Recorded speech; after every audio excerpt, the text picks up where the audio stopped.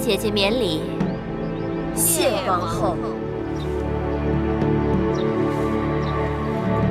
臣妾恭迎新王后入殿。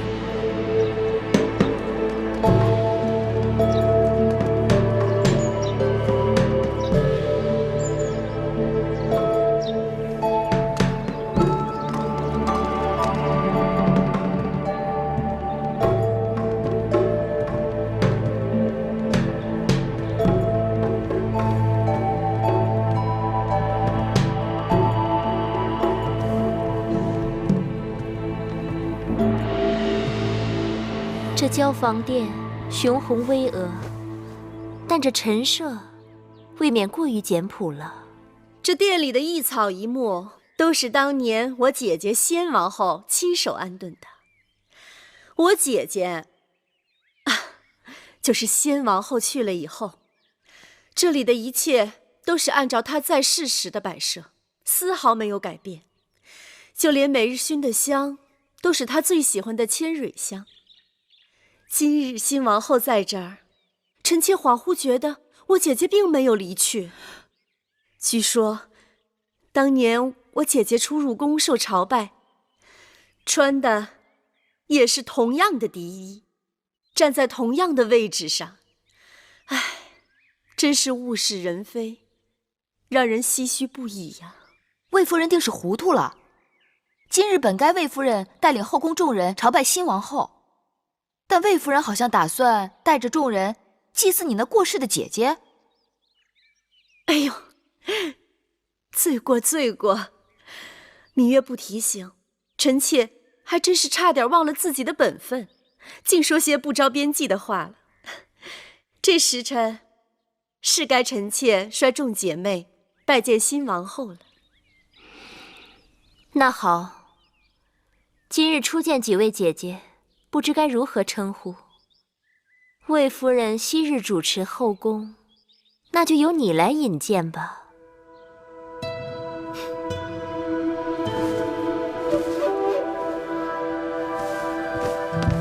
臣妾魏氏拜见王后。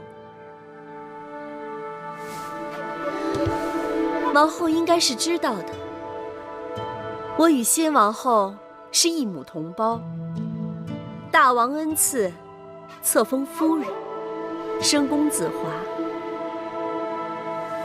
这位是唐夫人，在后宫之中，唐夫人的资历最高。唐夫人是唐国之后，公子焕之母。大王还是太子的时候，就已经开始服侍大王了。拜见王后。唐夫人免礼。谢王后。这是魏良人。拜见王后。免礼。早就听说魏良人才华昭昭，多谢王后。王后，这是国美人。拜见王后。免礼。谢王后。我知道国美人，美艳倾国。王后谬赞。这位是樊氏，魏国人，封少氏。哎呀，樊少氏，快免礼。你既然有身孕，从今以后见到我，不必再那么多繁文缛节的。谢王后。这位是我的族妹，魏少氏。拜见王后。免礼。谢王后。魏国果然出美人。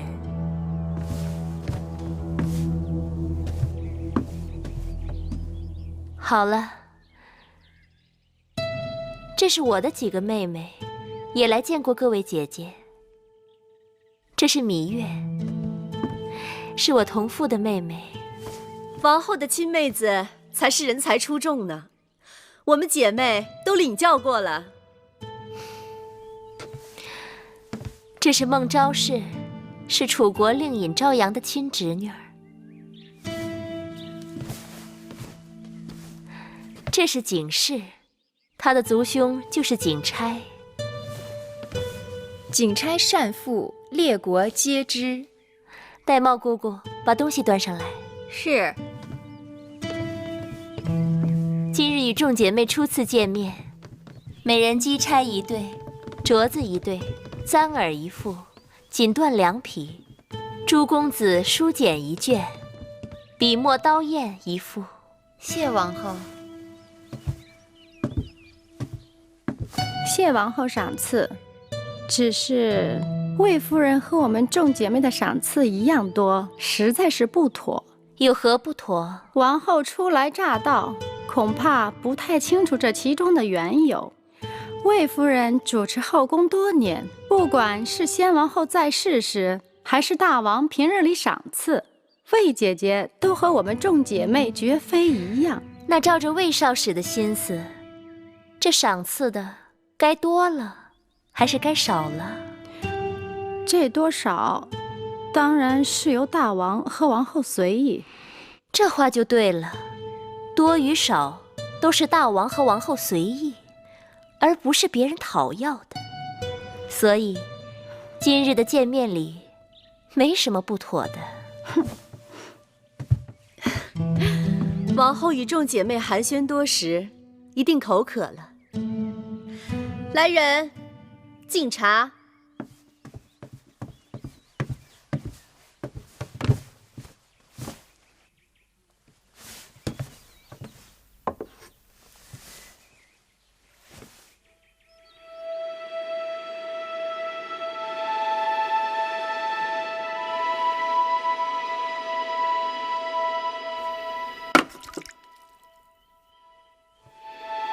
哟，王后怎么不喝呀？你看这茶，细秀如眉，状似兰花，色泽清脆鲜润，白毫满披。这可是茶中的极品，是大王赐给臣妾的好茶。王后不喜茶水过烫，何况好茶要配好茶具才妥当。芈月当心，这是先王后最喜欢的茶碗，就剩下这么一对了。哎呀，芈月，这可是先王后的遗物，芈月此举冒犯故人，大为不敬。既然是先王后的遗物，那你们应当好好收藏供奉才是。随意端上这茶碗给新王后敬茶，看来是你们不敬在先。先王后亲切和善，谦逊有礼，让我们众姐妹无论何时总忍不住睹物思人。又加之今日新王后接受后宫朝贺，姐妹们是希望新王后在后宫之中成为众人表率，恭谨谦和，不输给先王后。先王后左右逢源自然是好，但作为后宫楷模，新王后不但要待人一团和气，还要守正不阿，不然是非混淆，黑白不分，这后宫岂不乱套了？你这是指责先王后是非不分，黑白不辨了？我的意思是，行事个人有个人的气魄。你只是个应试陪嫁，无名无分，怎么如此这般放肆？芈月说的话就是我的意思。魏夫人是要与我论名分吗？臣妾不敢，臣妾只是觉得这是先王后留下的遗物，就这么损坏了，只怕得有个说法。既然是遗物，就不该拿出来随便乱用。所以说，还是魏夫人不够真爱。从今日起，这交房殿里里外外所有先王后的旧物，都送到先王后的2位卫士妹妹们房中去，让人摆放整齐，设炉焚香，以方便2位姐姐每日睹物思人。至于这控制下来的交房殿该如何布置，我另有打算。今日交房殿好热闹啊！拜见大王。大王，寡人知道今日你们姐妹相见，看起来你们都相处得很和睦。大王，各位姐妹都颇为热诚，让臣妾感动不已。如此，寡人就放心了。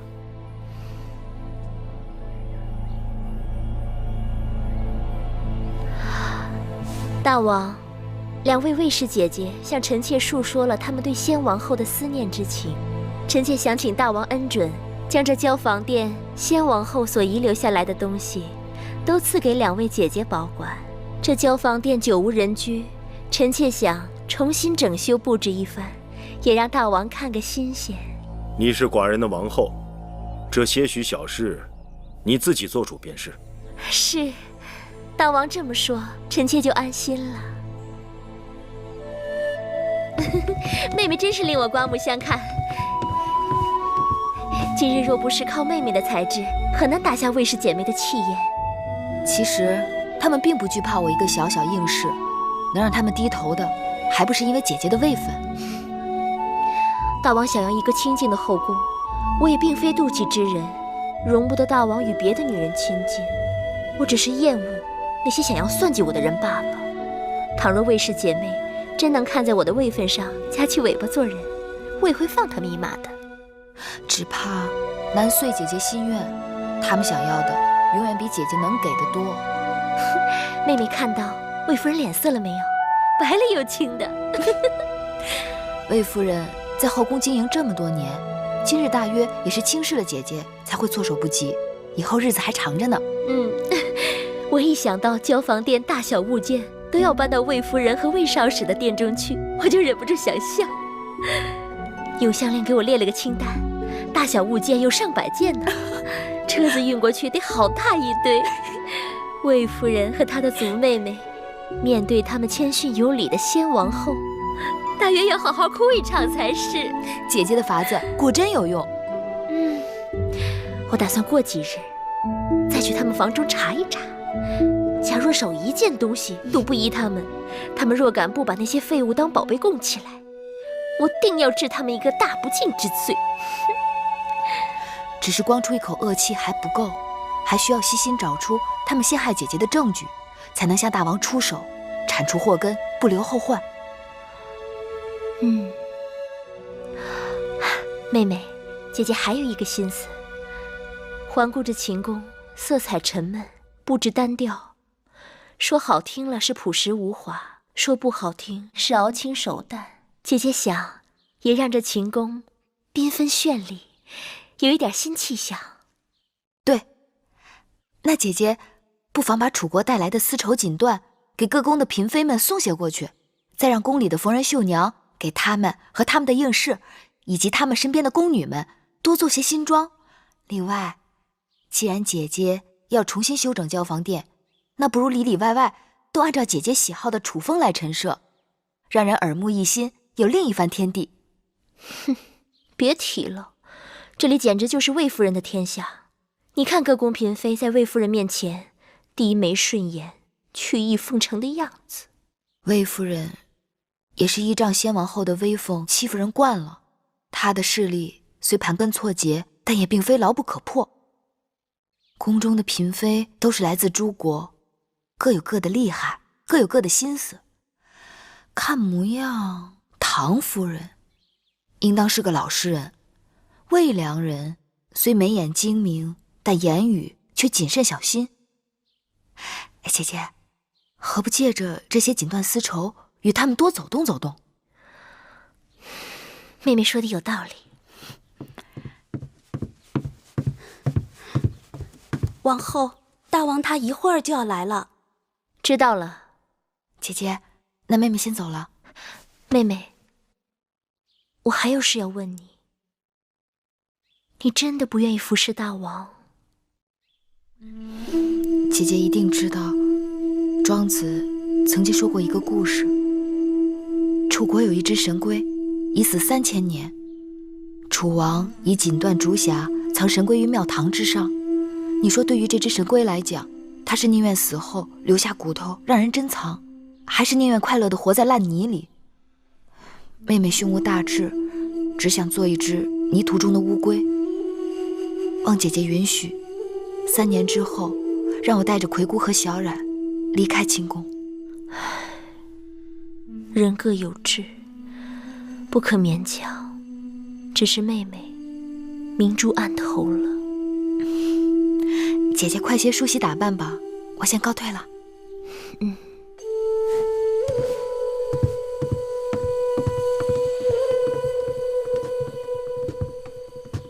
王后，今日的情形，奴婢在一旁都看见了。王后的确是赢了一局，可那个芈月的风头，简直盖过了王后。你也该看到了。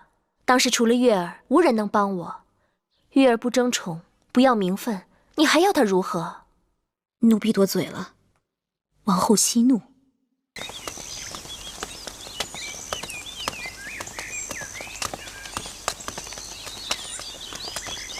拜见大王。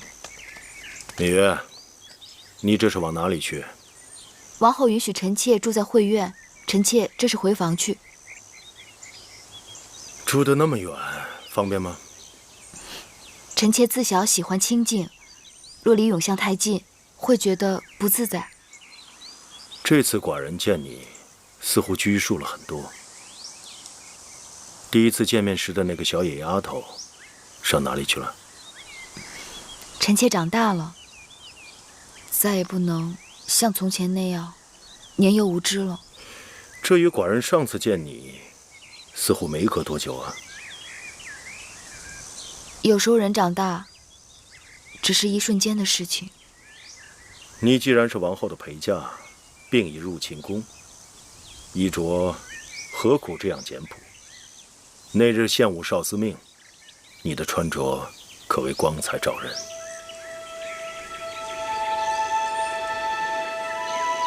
大王该知，士为知己者死，女为悦己者容。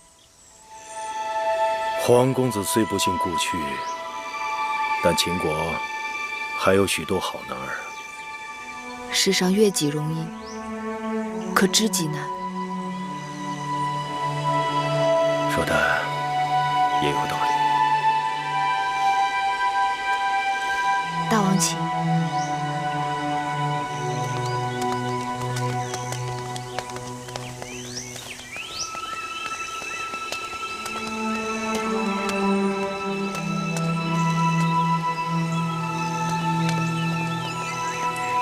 大王对芈月有兴趣？不是你想的那种兴趣，老东西。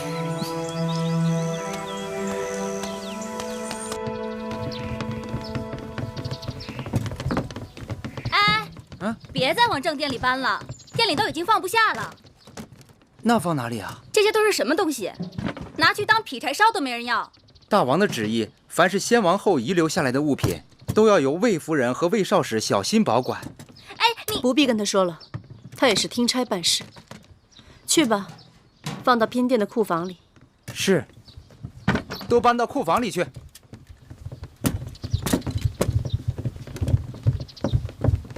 姐姐，我那儿也一样，送了一大堆没用的废物，都堵在门口，连人都快进不去了。姐姐，他们真是欺人太甚了。是我们自己小觑了对手，作茧自缚。姐姐，那眼下咱们该怎么办呀？我让你叫的各宫嫔妃呢？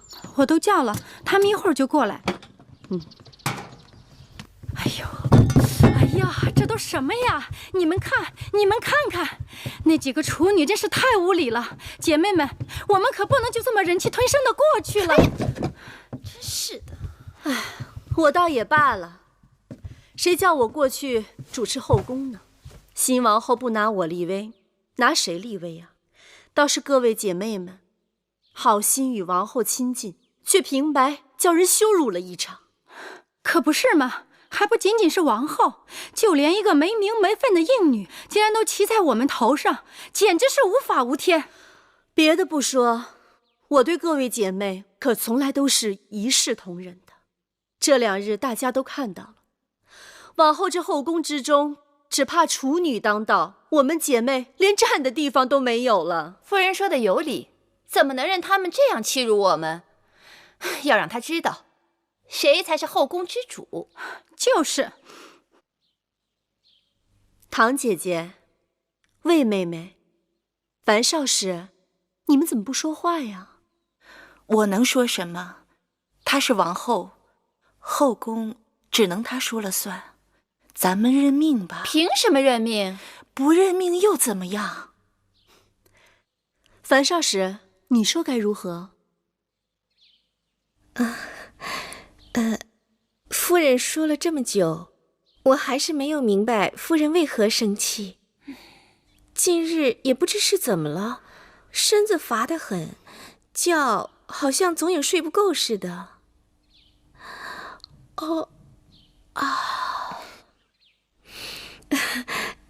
各位姐姐笑话了。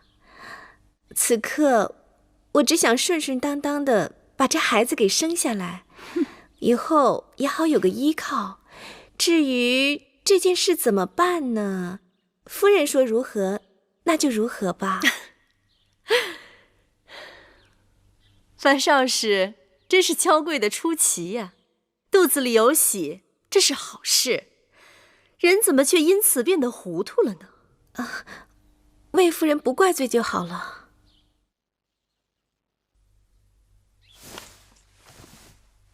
其实方才各位姐妹言重了，王后初来宫中，就算有什么不到的地方，我们也应当多提点着，才不负大王对我等姐妹的期望。哼，提点，明明是我们吃了亏，难道还要帮他？帮他也是帮自己，至于帮不帮，如何帮，还要看姐妹们各自的心思。哼，那照魏良人你的意思是要我们忍了？日后在这宫中，那我们岂不是要任人宰割了吗？刚才国美人和唐夫人也提到后宫谁做主，依我看，后宫是大王的后宫，自然只有大王做主。魏妹妹的意思是，姐姐想想，我说的话到底对还是不对？魏妹妹的话言之有理。来，给各位姐妹上茶。是。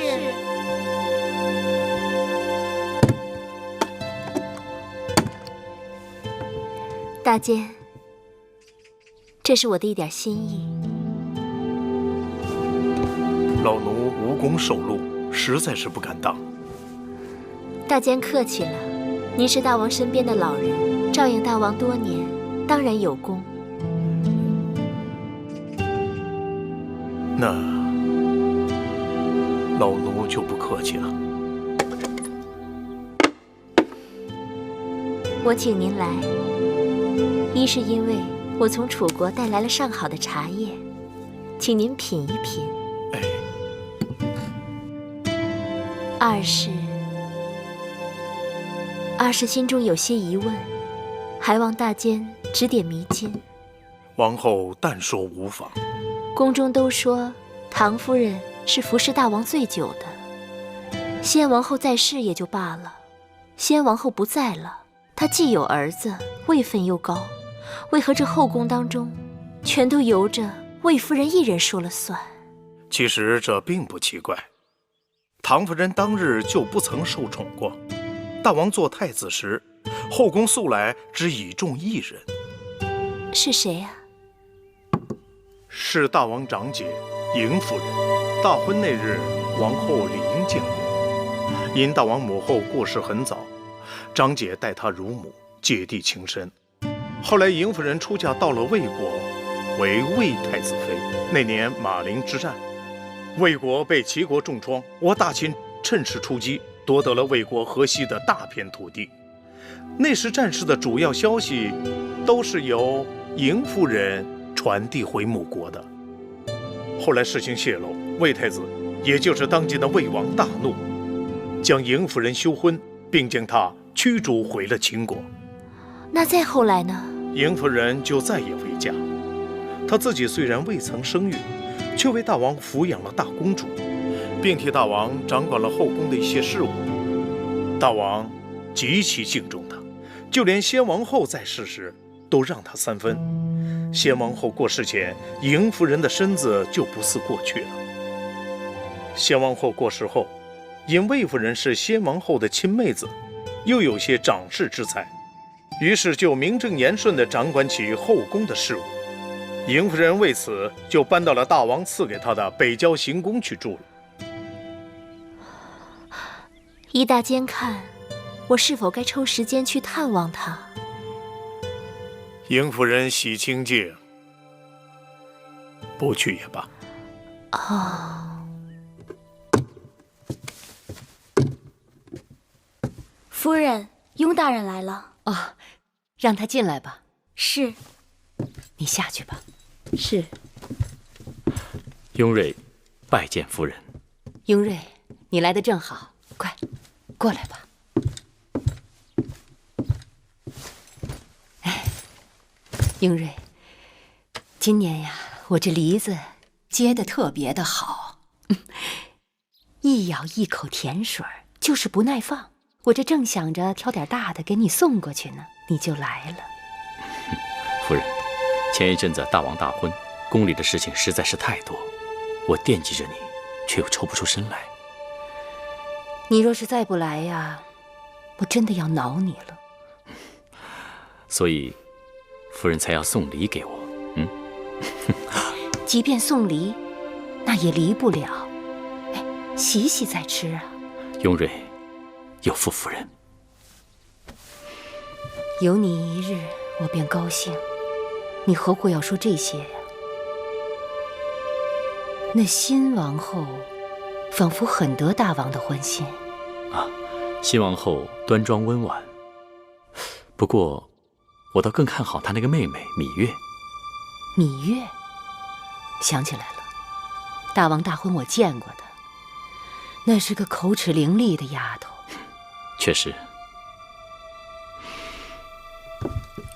魏夫人特地把我叫回来，定是有话要说。魏妹妹向来都是最聪明的，今后何去何从，还请妹妹帮姐姐拿个主意。姐姐这是做什么？你明明已处于不败之地，何须我来拿主意？妹妹不必多礼。妹妹，你此话怎讲？我说姐姐舍本逐末，跟那些黄毛丫头置什么嫌弃？她能盖过您的，无非就是名分。您若是能在名分上争回来，这后宫您说一句，强过她说100句。你这是什么意思？姐姐若能尽早将公子华立为太子，这后宫您还用争什么？不错，大王一向宠爱华儿。我若是姐姐，这时候就多听多看，静观其变，才是最好的选择。可是大王明察秋毫，姐姐久掌公务，平平安安，从无差错。而新王后初入宫中，若有什么差池，大王以后会更看重谁？可是我就是咽不下这口气。大王要的是后宫风平浪静，谁扰了大王清静，大王就会嫌弃谁。姐姐真要对付他们，倒不如让他们以为姐姐甘心服输。老虎也有打瞌睡的时候。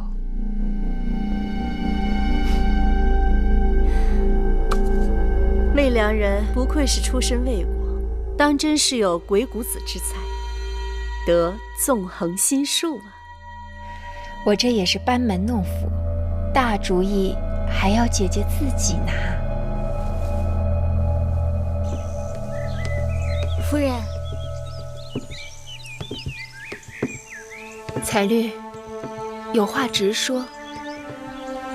夫人从来都对后宫的纠纷躲避三舍，今日为何要给魏夫人出主意？我们的母国在诸国当中最弱小，不仅要依附魏国，还要看其他强国的脸色行事。我在宫中同出一辙，既不能得罪魏夫人，还要看其他嫔妃的脸色。母国国君盼我能在大王面前说上话，父亲母亲盼我能在后宫左右风远，真是难呐。可给魏夫人出主意，就会得罪了新王后啊。魏夫人向我讨主意，我怎能不敷衍她？新王后是不是得罪得起，还要看。再说，我给魏夫人出的主意也算不上任何主意，不是吗？是。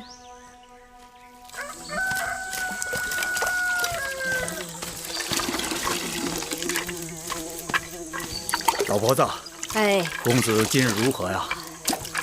好多了，喝了碗粥，也能起来走动了。哦，多给咱弄点蜂蜜水，那东西养人。哎，啊。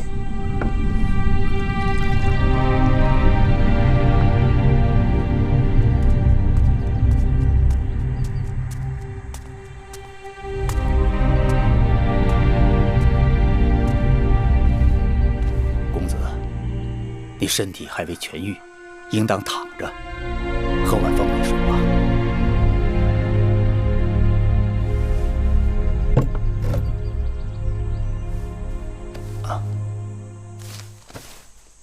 老伯，我在你这里已经住了多日了，请你告知我的伤到底怎么样？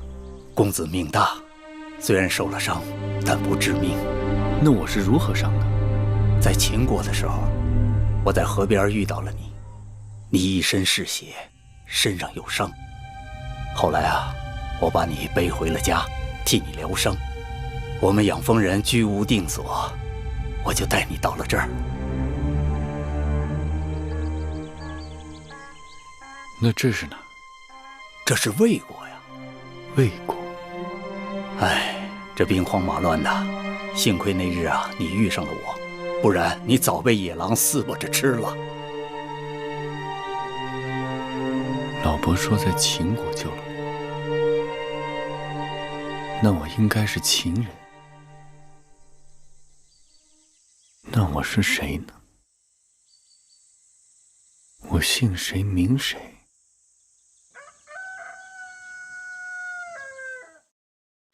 夫人，这是夫人的父母亲让小人转交给夫人的信和礼物。小人送信已回，呈交通关符节。父亲母亲的身体可好？母国国君有何吩咐？两位贵人一切都好，只是念着夫人，如今列国多事，国君望夫人能够为母国多多周旋出力。我知道了。夫人，芈月来了。你们先下去吧。小人告退。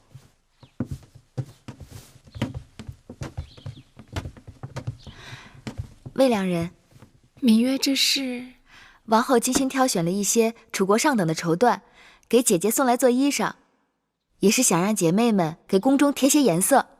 王后真是有心了。芈月，快坐。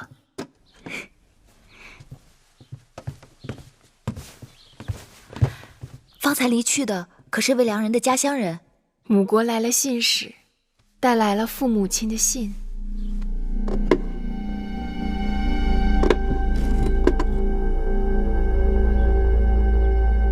芈月，芈月，你怎么了？魏良人，这是什么？不认得这个？秦国城池关隘把守极严，如果有车船经过关隘，没有这种铜符节，都需要经过检验。若是有货物携带，还要纳征。后宫嫔妃来自各国，自然与母国有礼物往来，所以大王特赐我们每人1枚铜符节，以便出入关卡。这么说，后宫嫔妃手中每个人都有这铜符节了？低阶的嫔妃和应妾是没有的，原来只有魏夫人、唐夫人、国美人，还有我的手中有。去年大王分别给了魏少使和樊少使各1枚，如今王后手中应该也有1枚。有什么区别吗？芈月为何对此如此关心？我曾在义渠见过这符节。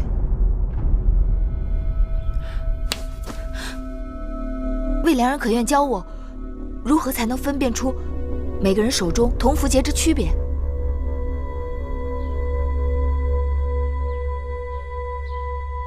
把符节给我。你不给我，我如何教你啊？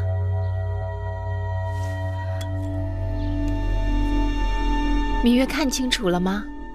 这个位置是一个魏字，是国名。芈月可记得你当初看到的铜符节这个位置上是一个什么字？我记不清了。芈月呀，这种事情你还是不要纠缠进去的好。为什么？这宫里是是非非，稍有不慎就会给自己和身边的人招来祸患。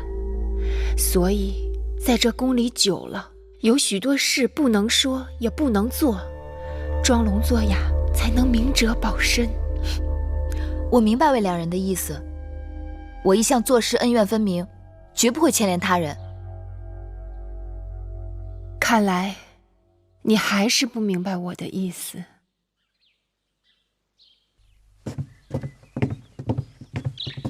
姐姐，大王有没有给过你一枚铜符节？是，大王曾告诉我说，宫中位分较高的嫔妃们都有这样一个通关的铜符节。拿来给我看看。姑姑，去拿来。是。妹妹怎么想起这符节了？因为这符节就是宫里人和义渠人勾结的证据。有了这枚符节，追查那义渠人背后的主使就有眉目了。真的？妹妹快看看，是不是这个？没错，就是他。当日我被义渠人劫到义渠草原，在义渠人手里，我见过这东西，一模一样。啊，有了证据就好了，你我可以直接去找大王陈情了。是。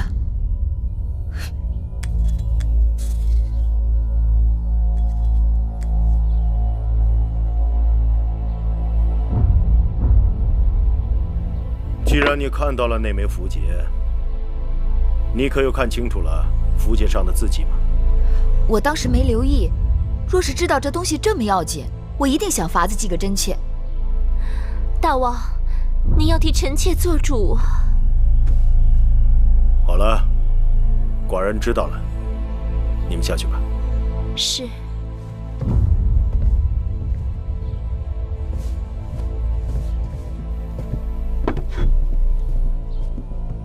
义渠人手里竟然会有我大秦通关的符节，倒真让寡人心惊。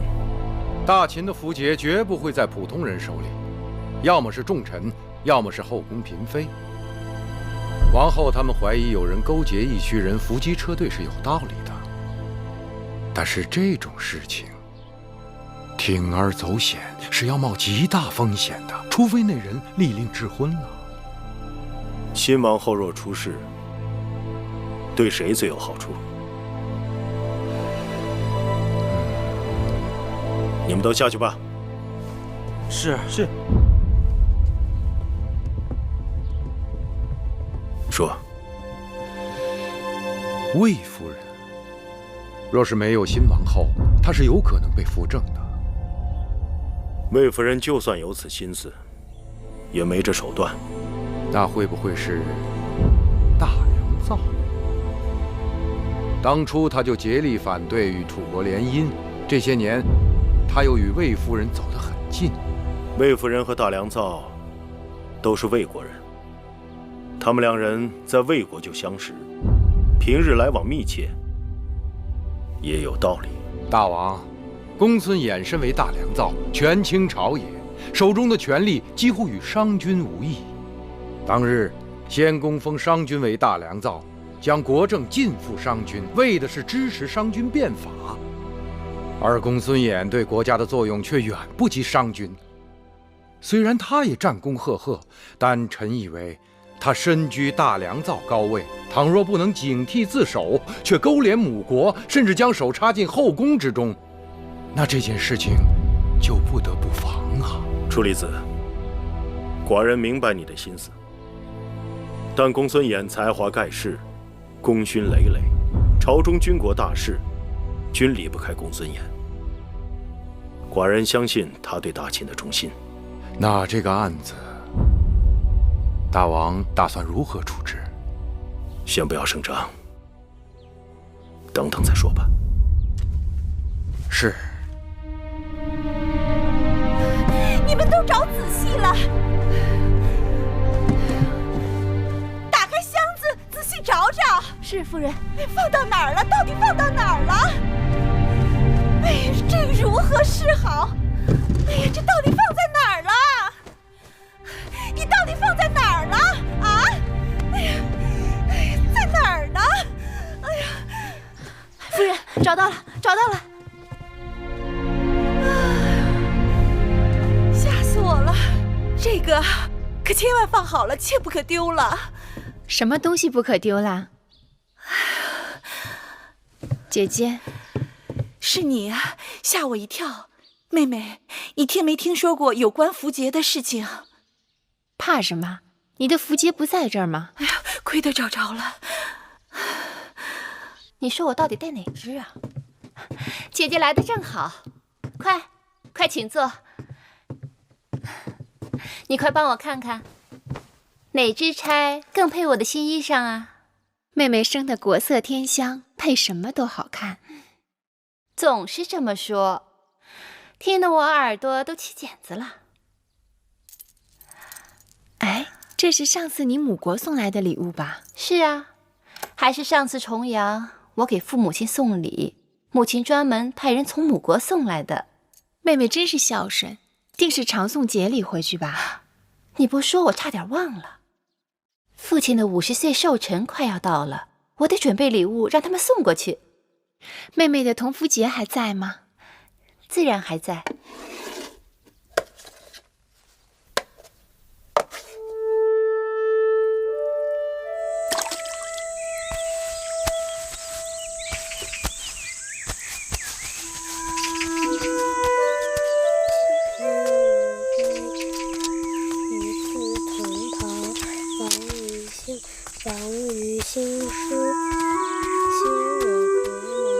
背到哪儿了？岂曰无衣，与子同袍。王于兴师，修我戈矛，与子同酬。好玩。回去背书去。我不，我和姐姐一起玩玩。我不是在玩泥巴，我是在做重要的事情。哦，你做的是什么？那么重要？我做的是符节。做符节有什么用啊？做符节是为了找人，找我们的敌人。我们的敌人在哪？在这宫里，藏在看不见的地方。小冉帮姐姐找，好不好？好啊。不过姐姐先要考考你的功课。首先你要明白你刚刚背过的《无衣篇》的旨趣。这首诗讲的是什么？说的是秦人征战，兴王师，修戈矛，在战场上与战友们分享同一件衣裳，他们同心协力，一致对敌。请问魁姑在吗？你找她何事？我来找她借个绣样。哦，她在屋里呢。我也来弄一个。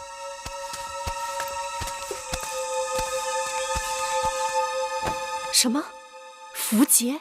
是啊，姐姐，妹妹刚才听下面人说，芈月正在会院里做符节。她还没完没了了。姐姐，她拿泥巴做符节什么意思？估计她是想用这种方法回忆起符节上写的什么字。姐姐，那可怎么办呢？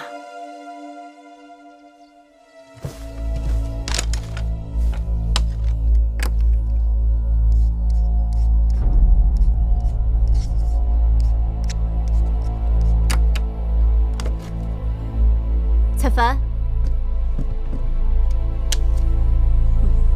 奴婢这就去办，速去速回。是。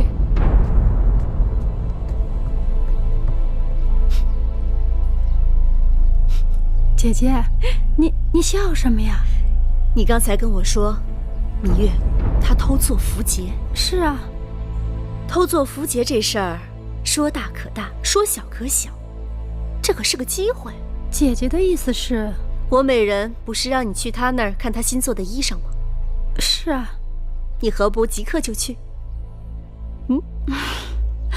妹妹明白。魏良人，大监，魏良人近日很忙啊。大坚也没闲着。年纪大了，赶不上年轻的时候耳目那么灵光了。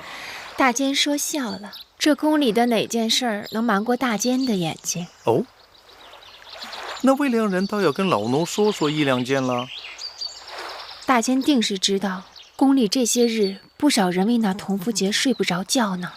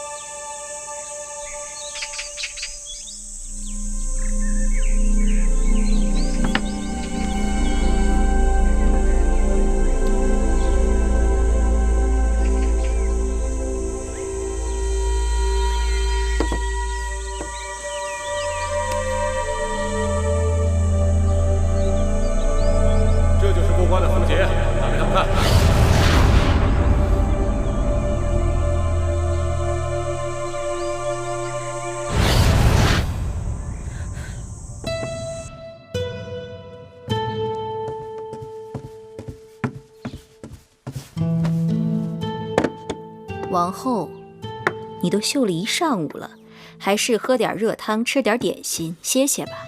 这件玄缎是大王在上元节祭祀时要穿的，我得赶着做出来。这些事情交给缝人绣娘来做就行了，王后何必把自己弄得如此辛苦？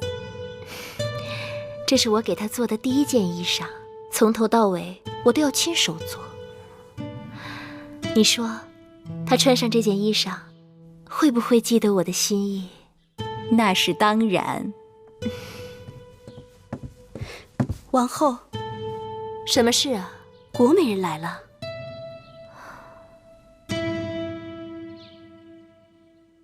请她进来吧。是。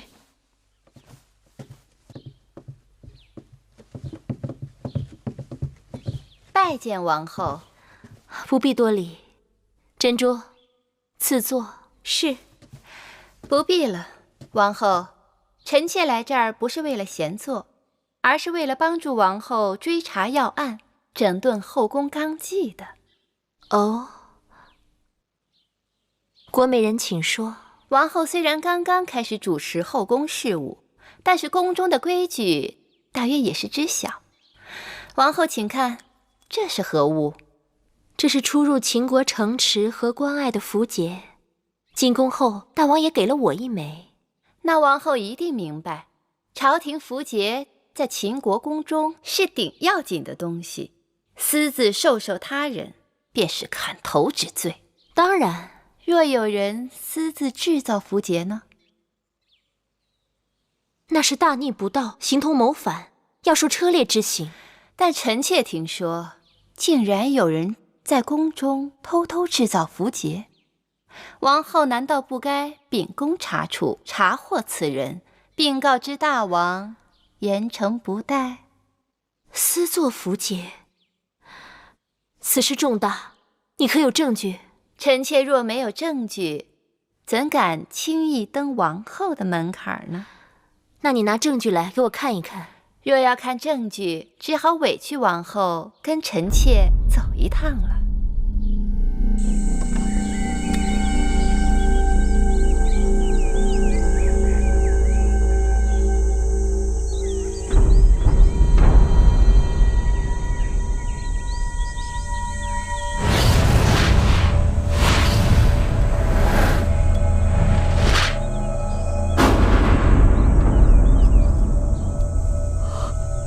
果然是他。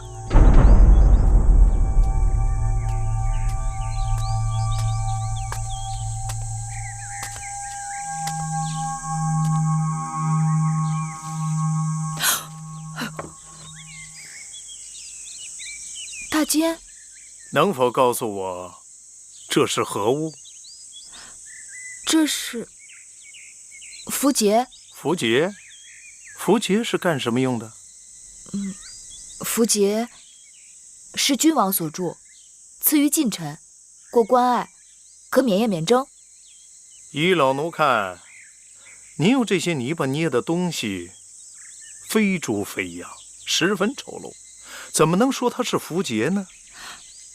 当真是符节，只不过朝廷的符节是金铜所铸，我这是泥捏的，是用来找人的。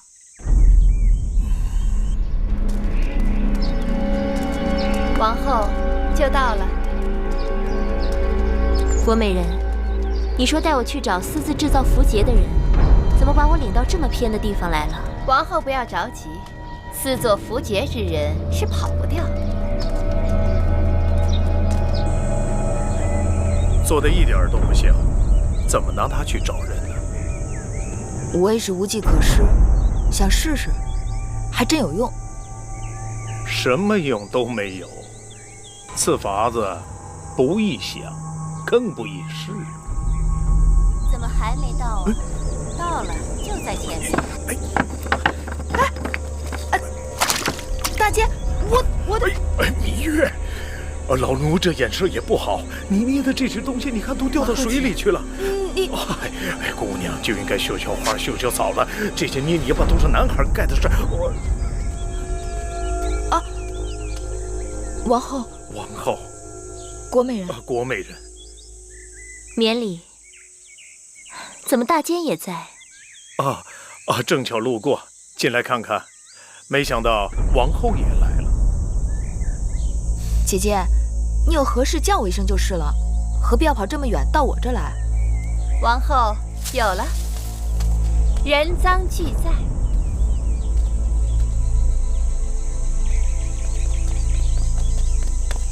这是我画的小鸭子，你别把它捏坏了。这怎么回事？什么怎么回事？臣妾的确听说芈月违反秦法，私作符节，这可是杀头之罪。把你手上的东西给我看。这就是你说的证据。这个就是芈月私自制造的符节。臣妾确实得到消息，说这小院里藏有芈月谋反的证据。如果宫里真有这种事儿，那还真得好好查查了。王后，请国美人将这慧院里里外外仔细搜上一搜，不然芈月就此担下洗不清的恶名，国美人也就白来了一趟，显不出她的一片忠心了。国美人，你是搜还是不搜？王后恕罪，此事臣妾大约是听作耳了。哼，几个孩童玩的这些黄泥坯子，竟被你说成是杀头之罪。国美人，你是当我愚钝吗？臣妾道听途说，实在是错了，王后息怒。捕风捉影，无事生非。若任你这样肆意诬陷好人，这后宫岂不大乱？我罚你禁足1个月，面壁思过，并将此事禀报大王。方才都急死我了，我没想到他把我带到你这儿来了。是我疏忽，差点就给姐姐惹来了祸端。你真的做了泥符节，太危险了。我一直想不起那符节上的字迹，又不见大王追查符节的动静，我一时心急，想用黄泥依着记忆把那符节做出来。看来真的有人在暗中窥探，你太大意了。怪我报仇心切，急于求成。还好，幸亏妹妹应付得滴水不漏。不知是我的运气，还是有人诚心想要帮我。什么意思？这符节之事，应当让大王知晓。你要不提，我还真没想到。可是大王他能信吗？这事情的头尾都能连上，该算是有凭有据了吧？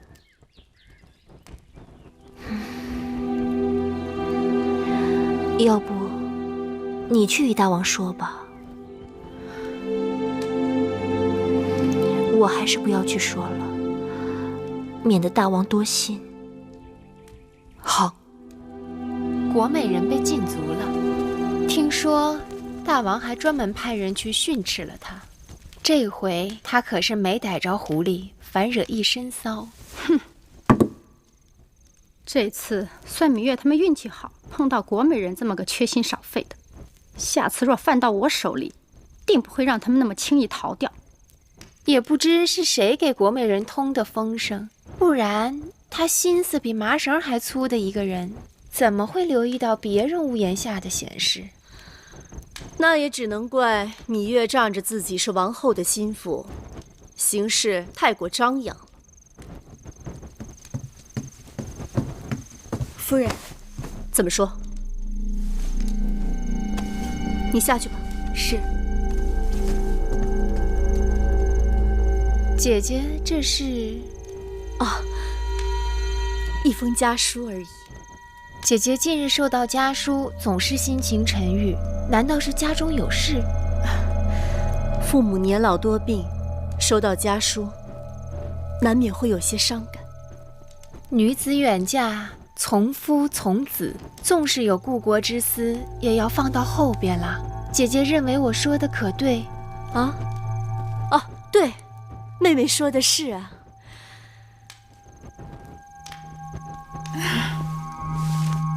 天色不早了，妹妹先回去了，你们也早些歇息。妹妹慢走。姐姐慢走。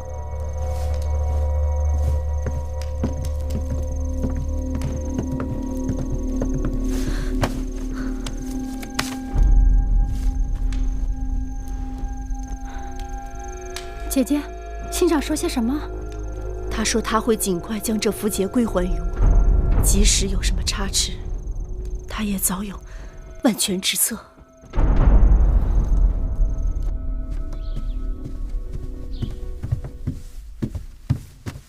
大王，芈月求见。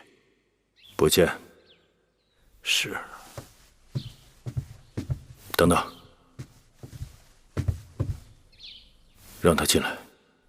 是。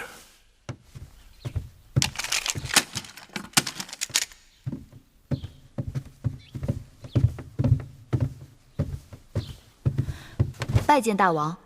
你来做什么？芈月想起一件要紧的事情。何事？芈月终于想起那义齐王手中符节上的字迹了。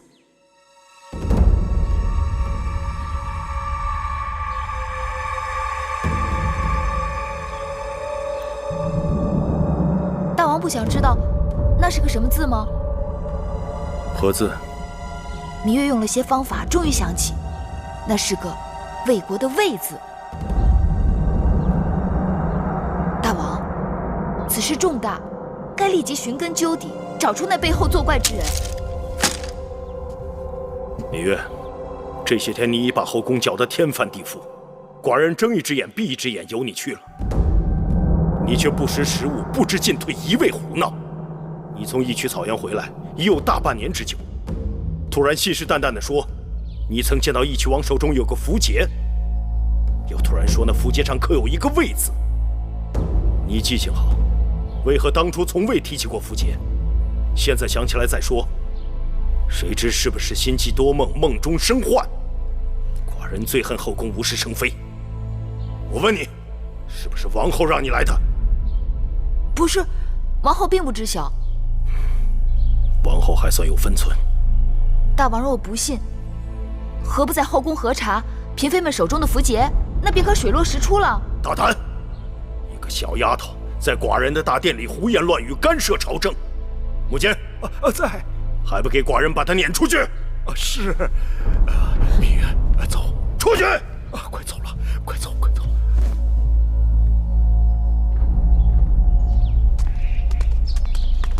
大王为何不信我说的话？大王不信，自有大王的道理。难道大监也不信我说的话？老奴信不信，并不重要。那你昨日为何要帮我？老奴何曾帮过你啊？大监，回去吧。小时老奴听人讲，说这天会塌下来，吓得老奴是日日都在望着天。直到今日，老奴才知道这天塌不下来。你自己也别跟自己过意不去了，回吧。啊。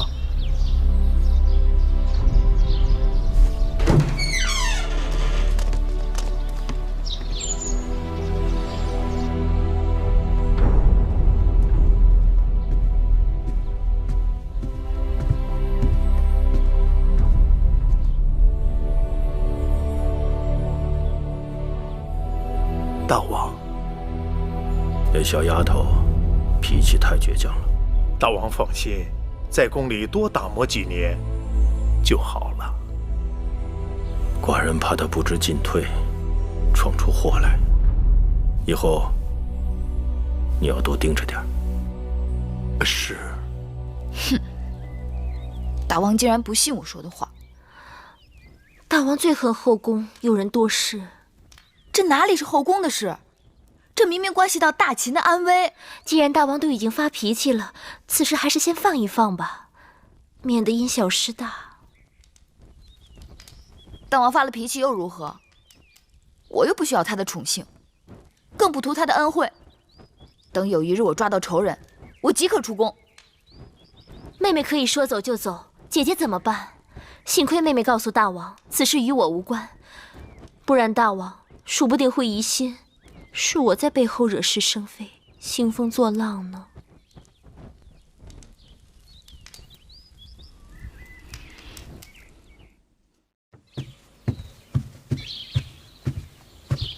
大王，王后来了。哼，难道王后跟那个小丫头一样，不知深浅？让她进来。是。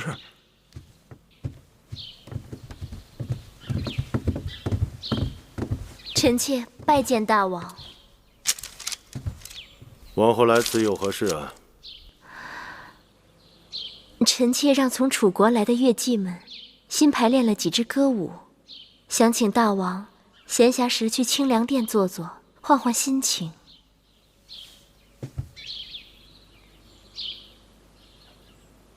好，寡人今晚有空，晚膳后去吧。是。这几日，那芈月在做什么？芈月这几日忙得很。其实这些曲子也是芈月帮臣妾选的，她在这上面费了不少心血呢。这就对了，女人嘛，习习歌舞，做做女工，其他的事情少操心才好。臣妾记在心上了。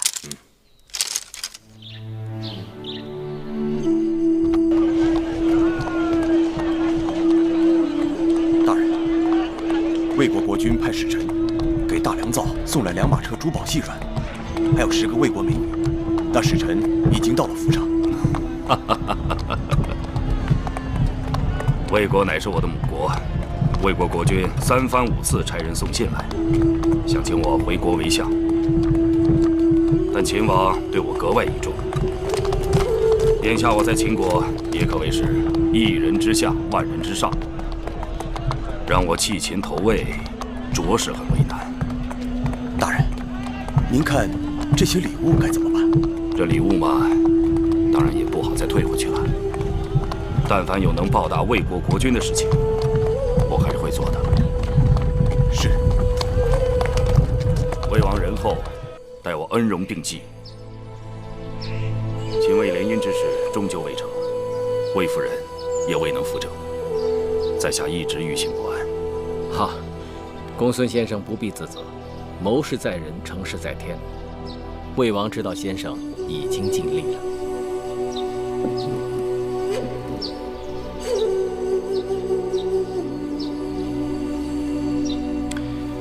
先生以为张仪此人如何呀？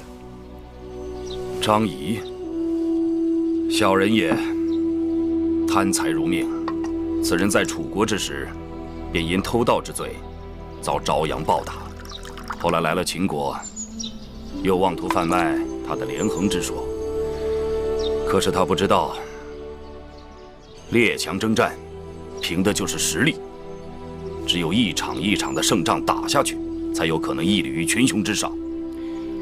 我以为先生不可轻视张仪，此人能被秦王看中，也确实有其才华。先生性情率直，还当收敛为是。秦王淫肆为人，不似孝恭厚道，先生乃堂堂君子，当防小人使奸呐。当年我公孙衍离魏入秦，便是听说秦王知人而善任。如果秦王是个明君，倒也罢了；倘若有一天他变得昏聩无能，只听从小人摆布，那我公孙衍又有什么必要留在秦国呢？魏王就是钦佩先生的率性。先生如今在大秦朝中如日中天，但人无千日之好，花无百日之红。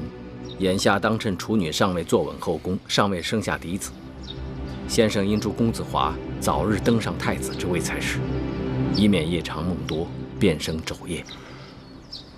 倘若公子华能立为太子，自然对魏国有好处。但是秦王知道，此前我一直力主将魏夫人扶正，阻挠秦楚联姻。如果此事我公孙衍再出面，恐怕事与愿违啊。公孙先生，此事别着急。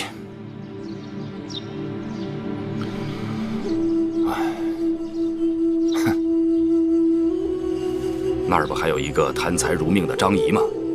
张仪此人一向做事都是谁给的钱多，就给谁出力。我看不如这样，让魏夫人去找张仪，由他提议立嬴华为太子，我来附议。如此一来，不就水到渠成了吗？先生高明。姐姐，自从上次芈月被大王训斥之后，如今再也没有人敢提那符节了。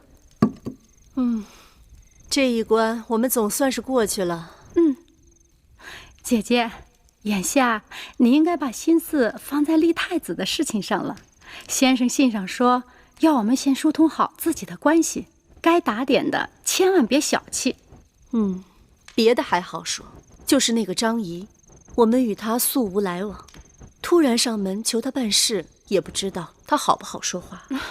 不打紧的姐姐，那就是个贪财的家伙，我们多给他点儿不就是了？妹妹说的有理。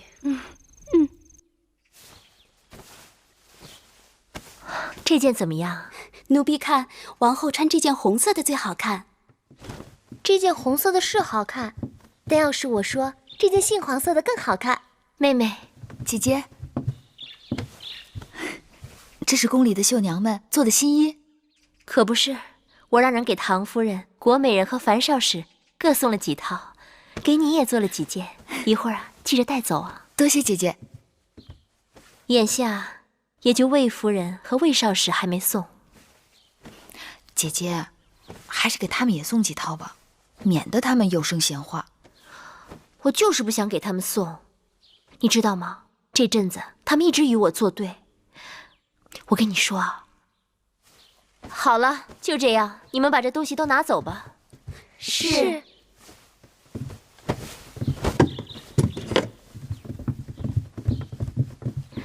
妹妹，怎么了，姐姐？朝中有人开始议论立太子之事了。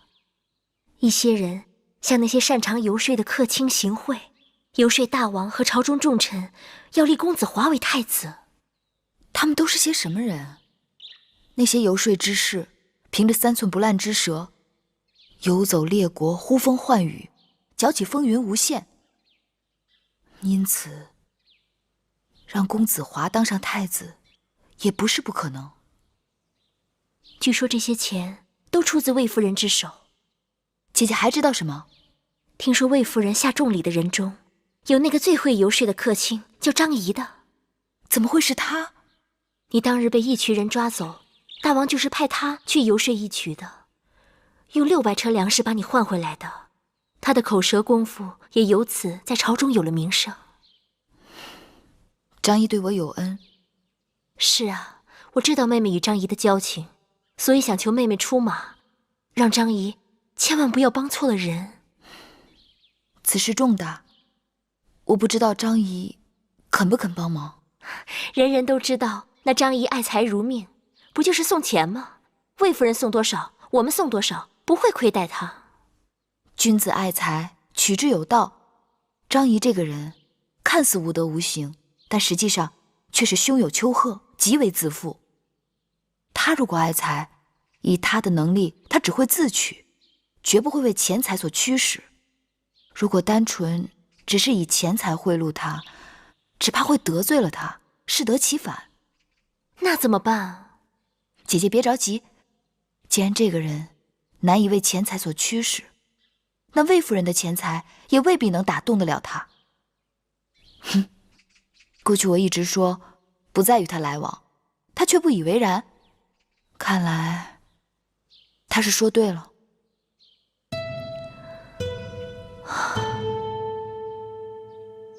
变化无穷，各有所归，或阴或阳，或柔或刚，或开或闭，或持或张。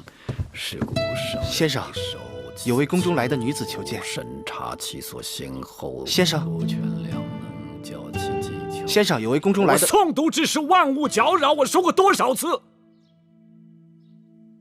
让他留下名帖就行。先生，他说他是先生的故人，来给您送礼的。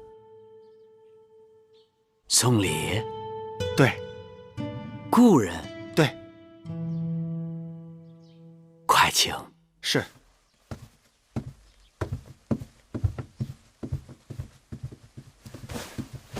哎哈哈哈！芈月，多日未见。张子。啊。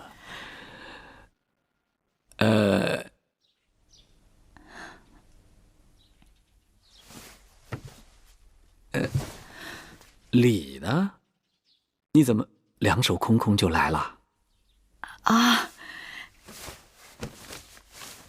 这是一袋晒干了的木樨花，蒸饭烹茶的时候放一点进去，倍增香气。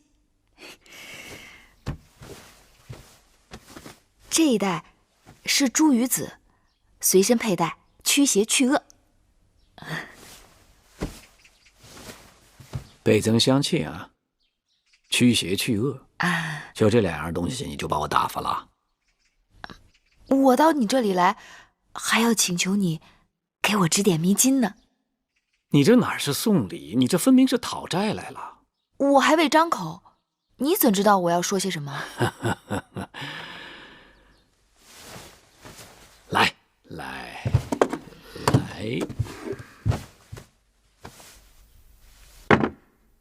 不就为了这个？张子是神人，难道你也听说了我被大王训斥之事？宫里刮点小风，宫外就瓢泼大雨，这事能瞒得了谁呀？你是过于心急了。大王做事自有他的道理，你只可顺势而为，借力打力，莽撞只能坏事。可大王不信我说的话。实则虚之，虚则实之，信不信得看最后的结果。眼前的东西都不足以作为最后的定论。多谢张子提醒。好说。我还有一事要请张子帮忙。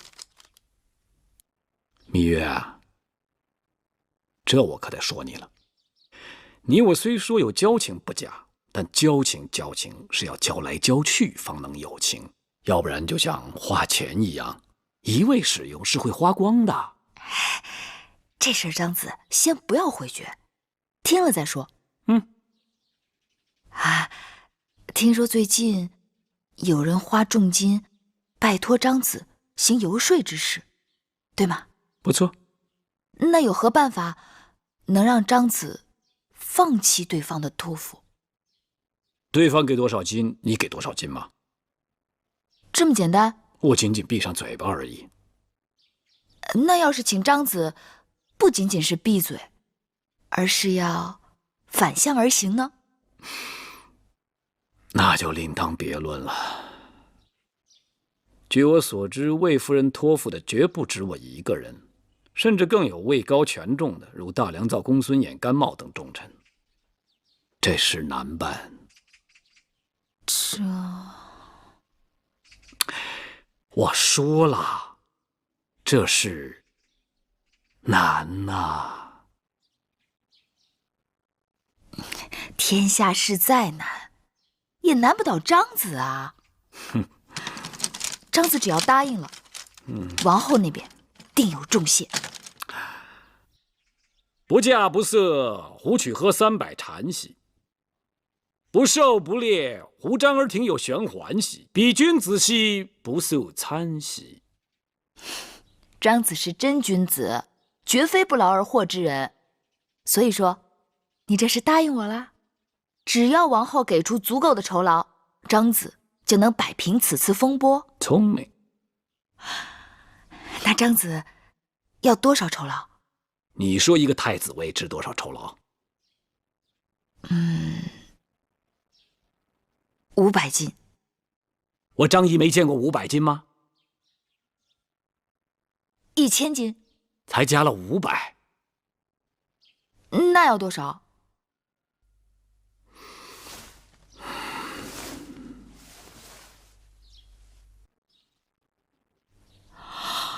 ？5000斤。你这口也张得太大了吧？芈月，你糊涂啊！我若不向王后要足了重金，她怎会相信我张仪有如此非凡之能力？她又怎会知道你芈月出力游说之不易？我若不向她要足了重金，她如何能体会我倒汤覆火，历尽千难万险？她怎会对我心存感激呢？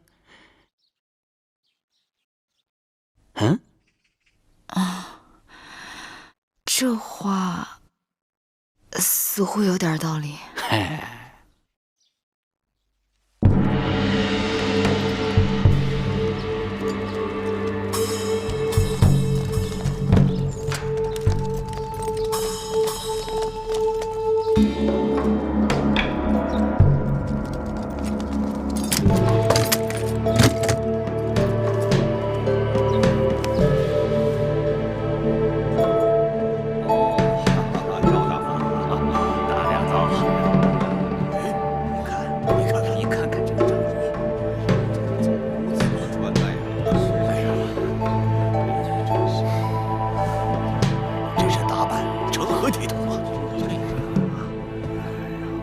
张仪，大良造，今日大朝，你为何如此打扮？如此打扮，有何不妥吗？周礼四府早有规制，诸侯与其臣，皮鞭以示硕；朝服以日示朝。身为大秦臣子，应知冠冕朝服本为百官进谏、主君议政之服饰。你看看你今天什么样子？头无冠冕，蓬头散发。你眼里还有大王吗？原来大良造眼中只有衣冠，没有人品。如果穿戴冠冕朝服就能面君议政，那这大殿上保不准就会混进一些徒有其表、衣冠楚楚之禽兽。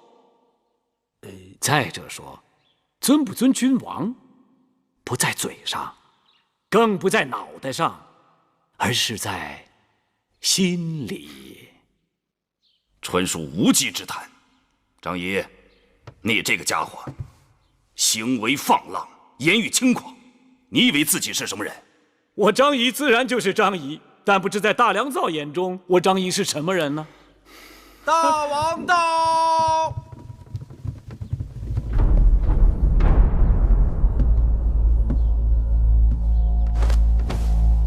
臣拜见大王。免礼。好热闹啊！争什么呢？说来，让寡人听听。大王，今日大朝，张仪军前无状，目无周礼，举止癫狂。大王明鉴，张仪并非癫狂，只是头痛而已。哦，张子怎么会头痛？张仪脑袋太重，带不得官便，带了就会头痛。这是何道理？因为装东西太多，所以张仪的脑袋太重。此话当真？微臣绝不敢在大王面前打诳语。张仪的脑袋里装的都是有益于大秦江山社稷的筹谋。大王，张仪完全是一派胡言。张子，你可不能光卖弄口舌，寡人要的是真格。既然你说你的脑袋比别人的重，寡人信你一次，但你要把你的筹谋一一拿出来，给寡人看看。一诺无辞。好，望张子言而有信，绝不反悔。从今日起，寡人就赐你免官上朝。但你也要记住，寡人要的是你脑袋里的东西，并不是你脑袋外面的东西。谢大王。大王，大良造，这官变之争，本是小事一桩，你这般计较，何苦呢？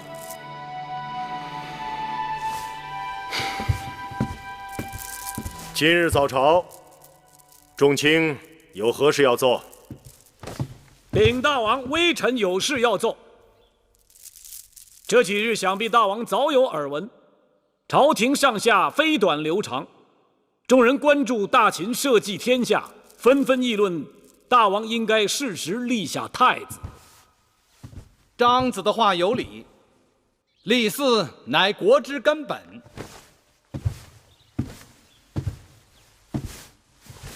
大王，臣附议张子所言也有道理。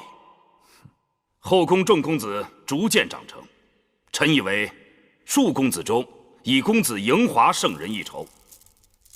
而且公子华是大王长子，才思敏捷，厚德载物，又有军功在身，再加上在大王的调教之下百经历练，足以令众人心服口服。哼，众爱卿对此有何看法？大王，臣以为大良造之言切中要害，公子华文韬武略，的确不二人选。论人品才华，公子华出类拔萃。臣附议，臣附议，臣附议，臣附议，臣附议。这么说，你们都是众口一词了？非也，非也，并非众口一词。微臣方才没把话说完。那些劝大王早早立太子之说，纯属信口开河，胡扯八道。张仪，你为何出尔反尔？大王明鉴，微臣方才话没说完就被他们抢去了。在下的意思是，眼下大秦开疆拓土正值用人之际，过早立储，容易让公子们滋生懈怠之心，不肯再立军功。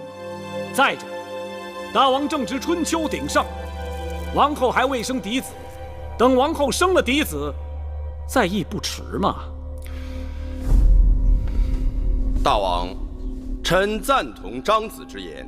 过早立储，若将来王后生下嫡子，则二子之间何以相处？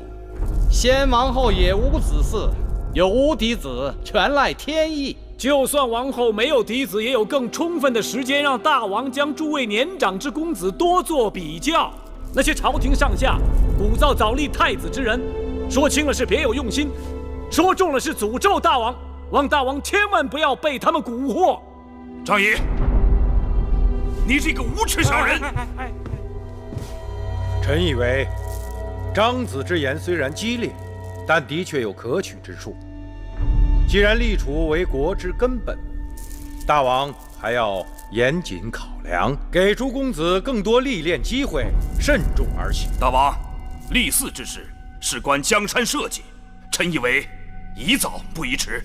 大王，立太子又不是赶集卖货，没有早晚，只有时机好坏而已。张仪，你巧舌如簧，颠倒黑白。大良造，你貌似攻心，口是心非。我怎么？好了好了，不要再争了。你们都是寡人的肱骨之臣。大良造用心良苦，张子也是担心节虑。若此事变为你们的意气之争，反而伤了众卿间的和气，寡人心里有数。立嗣之事，就不要再提了。大王贤明。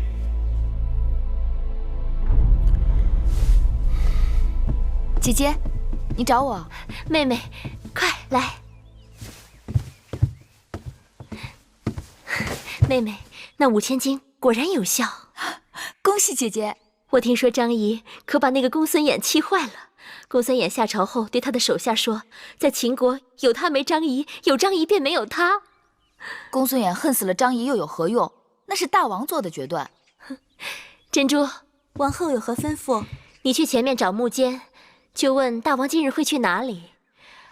让木坚转告大王，就说我亲手做了楚国的菜肴，想让大王来品尝。是。玳瑁姑姑，你再去准备一份厚礼。是。妹妹，你代我再谢谢张仪。是。妹妹，其实这一切都是妹妹的功劳。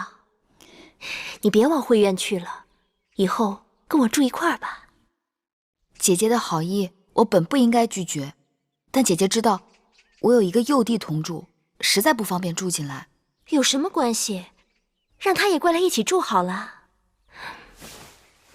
听人说，男孩子阳气重，容易让女人怀上儿子。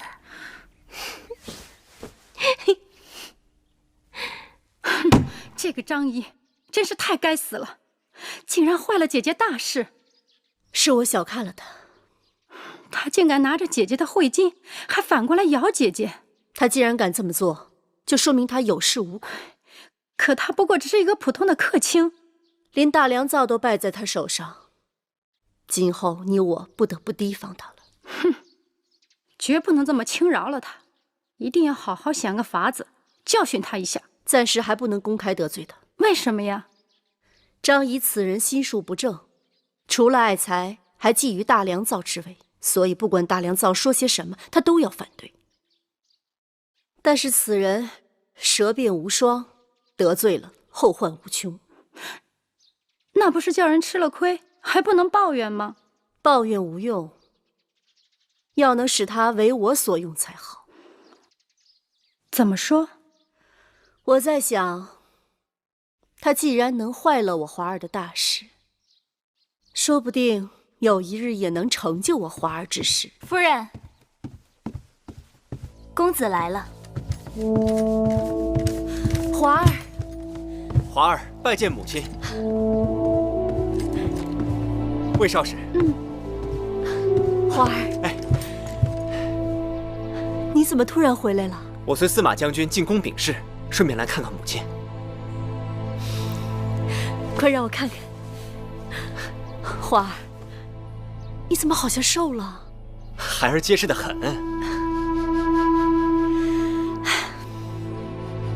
你可听说，前一阵子宫中议论立太子的事，大家都看好你。若不是大王听信了张仪的谗言，孩儿听说了。既然父王并不想即刻就立太子，母亲何苦要强求？可是论军功，论才华，这宫中无人能与你比肩。那母亲更不用焦急，让孩儿用军功说话。姐姐，公子说的有些道理。有一日，公子若拿下总统领左庶长，以此之名统兵打仗，而大王其余诸子不安兵事，姐姐你说，大王会考虑立谁为嗣？可是，一拖再拖，万一王后生下嫡子，黄口小儿怎能与国家栋梁相比？来，华儿，跟母亲好好说说话。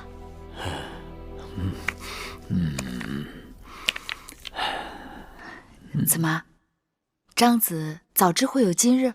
张仪做事自然要走一步看三步。会不会眼前这件事情，从头到尾也是你一人操纵？那倒不是。开始是魏夫人想要我游说大王立太子，我本无此意。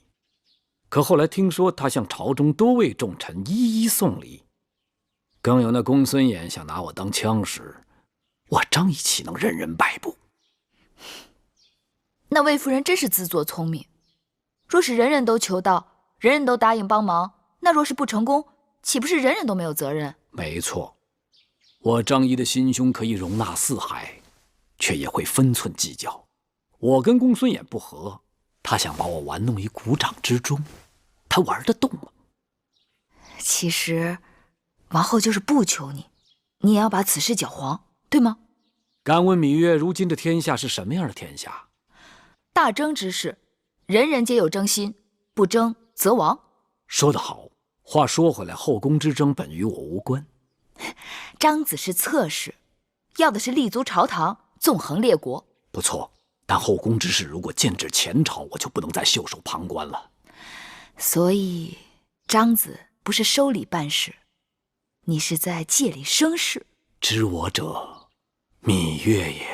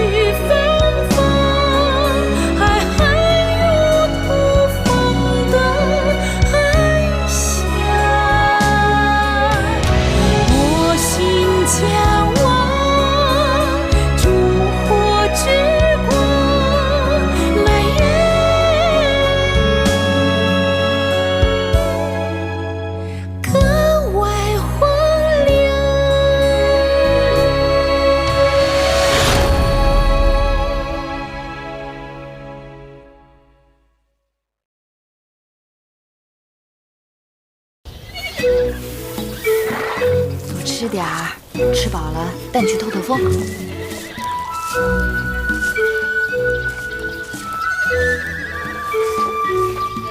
你是谁？他叫黑。等一下，让我猜猜，你是芈月，是也不是？哎，你怎么知道？看你的打扮，不是宫女。去年宫里新来的就只有王后和她的3个应侍。我听说景氏和孟昭氏都不喜骑射，那么独自一人来马厩的，自然只有芈月啦。既然你猜着了，那也让我猜猜阁下是谁。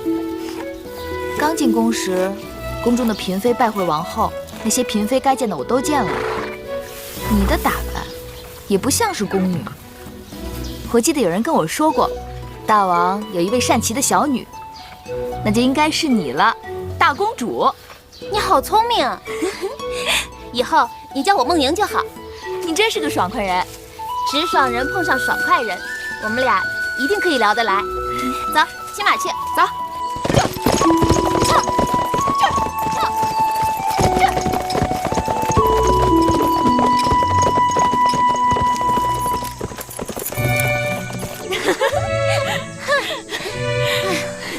碰上我你可真幸运。为什么？因为在这宫里除了我以外，你是骑马骑得最好的女子。若没有我，你得多孤独。你从小就爱骑马吗？从我3岁的时候，我父王就开始带我骑马了。我觉得我父王是这世间最英雄的君王，总有一日，我父王会成为秦国扩张疆域最广的君王。也许吧。你觉得我父王如何？啊？我父王？我很敬重他。敬重？难道只是敬重？难道你就不想成为我父王的女人？难道你不认为我父王是个大英雄吗？聪明秀出谓之英，胆力过人谓之雄，但这些只是可敬不可近。何况我心里已经有人了。谁呀？是秦国人吗？他是楚国人，我们曾经相约要共度一生的。眼下我留在后宫，也是因为他。大王，楚国接连几次派使者前来咸阳，讨要商于600里之地，说是大王当年郢都求婚之际曾有承诺，但是都遭到大王拒绝，楚王因此怀恨在心。眼下楚国与齐国已经结盟，似有向我大秦动兵的迹象。看看，这个楚王气量太小，寡人一句酒后之言，他还当真了，索讨不休，还想拉着别人动手，打上门来。齐楚若是联手，我大秦即使举倾国之力，只怕也难以应付啊！司马将军，你何苦长他人志气，灭自己人威风呢？甘大夫所言极是，我看不如就此机会教训一下楚国。大王，臣愿意带兵出征。大王，自商君变法，我秦国虽然国力大增，但毕竟底子单薄。这些年与魏、赵、义、渠等国连年交战，壮丁皆服兵役，耕地荒芜。尽管得到一些割地赔款，但收不抵支，都是靠秘密派出商贾向楚国和巴蜀等地购买粮食，才得以维持不闹饥荒。臣以为，秦国暂时不该再战，要养息休生一阵。若是他们打到家门口呢？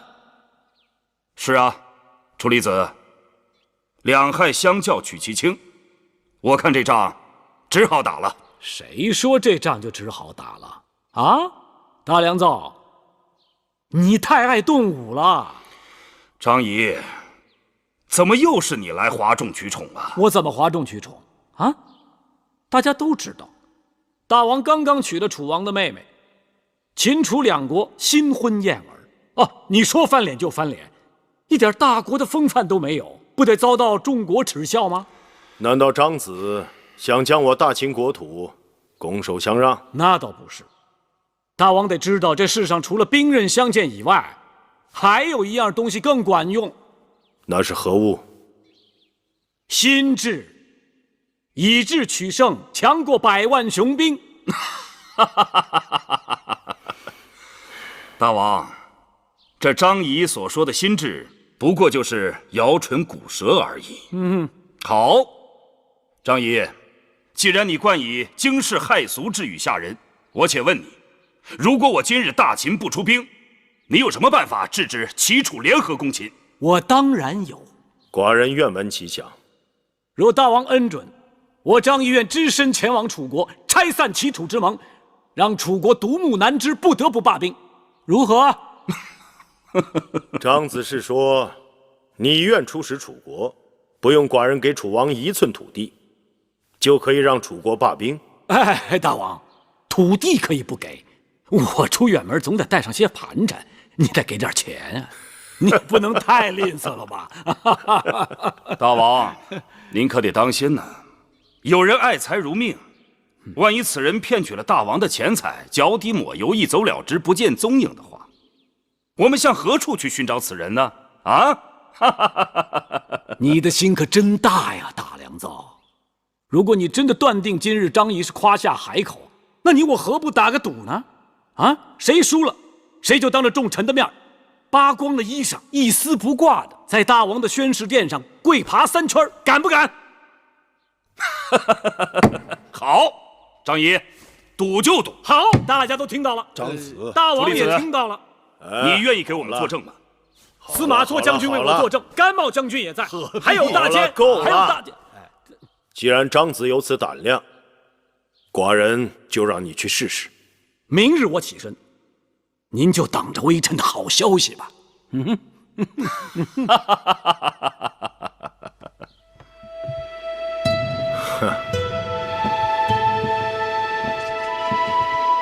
好，王后果然别具慧眼。这交房殿经过你的手，显得雍容典雅，面目一新。大王谬赞，臣妾不敢过于奢华，用的大多都是臣妾的陪嫁。这新添的陈设，颜色上多了一些缤纷，材质上用的都是楚国的绸缎绢丝而已。甚好。秦人向来崇尚简朴素雅，但有时难免刻板乏味。寡人娶了楚国公主，寡人的后宫也有了楚国山水的旖旎绚烂。既然交房殿已经整修完毕，王后也搬进来住了，不妨叫上宫里的嫔妃们一起到这里热闹热闹。是大王，臣妾感激大王对臣妾呵护有加。臣妾深觉能嫁与大王是自己幸运。那你就为寡人早早生一个嫡子吧。臣妾听说，大王甚为喜欢公子华。你是后宫之主，寡人所有子嗣都可算你的儿女，华儿也是如此。是，臣妾知道了。初离子跟我说起，当日收拾战场之时，曾有人捡到一个东西，打听许久，才听说好像是你的。母监。是。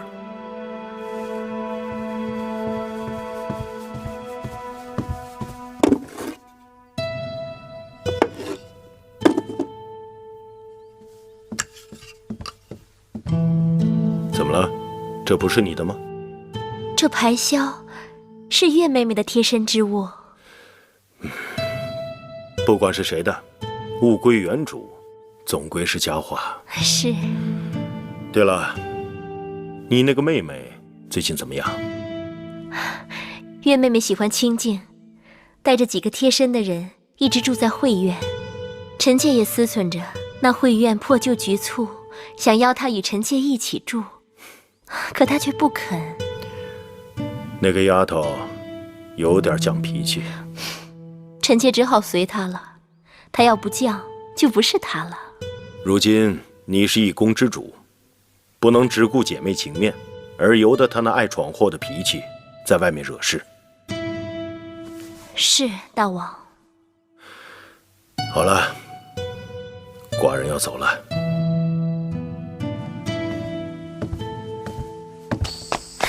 慧儿，快来！好香啊！好香！我们去那边看看。这2个小丫头跟了我们大半年，个头都长高了。你看，衣裳都见短了。给你戴上。可不是，好看。他们这身还都是王后上次让人新做的，不穿也可惜了。等我回去把裙边给他们放下来，还能凑合再穿穿。好看。王后的交房殿刚刚陈设好，传话要我过去看看。你们姐妹情深，王后心里是有你的。魏夫人近来身体可好？好久没见了，真是把婢子惦记死了。夫人还好，你也知道，自从那新王后入宫，这后宫烦心的事儿就一日比日多了。那个新王后就是运气好，要是当时能在武关，当心脚下。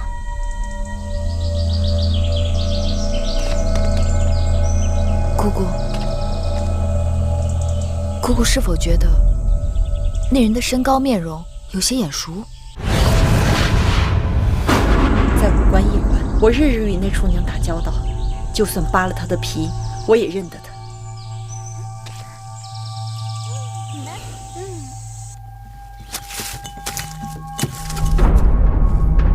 夫人，魏王派人送东西来了。拜见夫人，魏王让奴婢给夫人问好，有劳魏王牵挂。夫人，是我。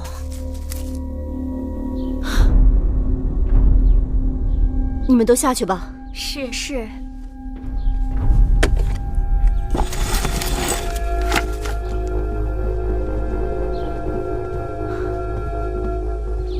桑儿，你怎么来了？夫人认错了，奴婢是桑儿的妹妹慎儿。因为姐姐日夜思念夫人，刚好魏王要派人给夫人送东西，于是奴婢就讨了这个差事，替姐姐来看望夫人。你们这对双胞姐妹，从小就长得一模一样，辨认起来还真是有些难呢。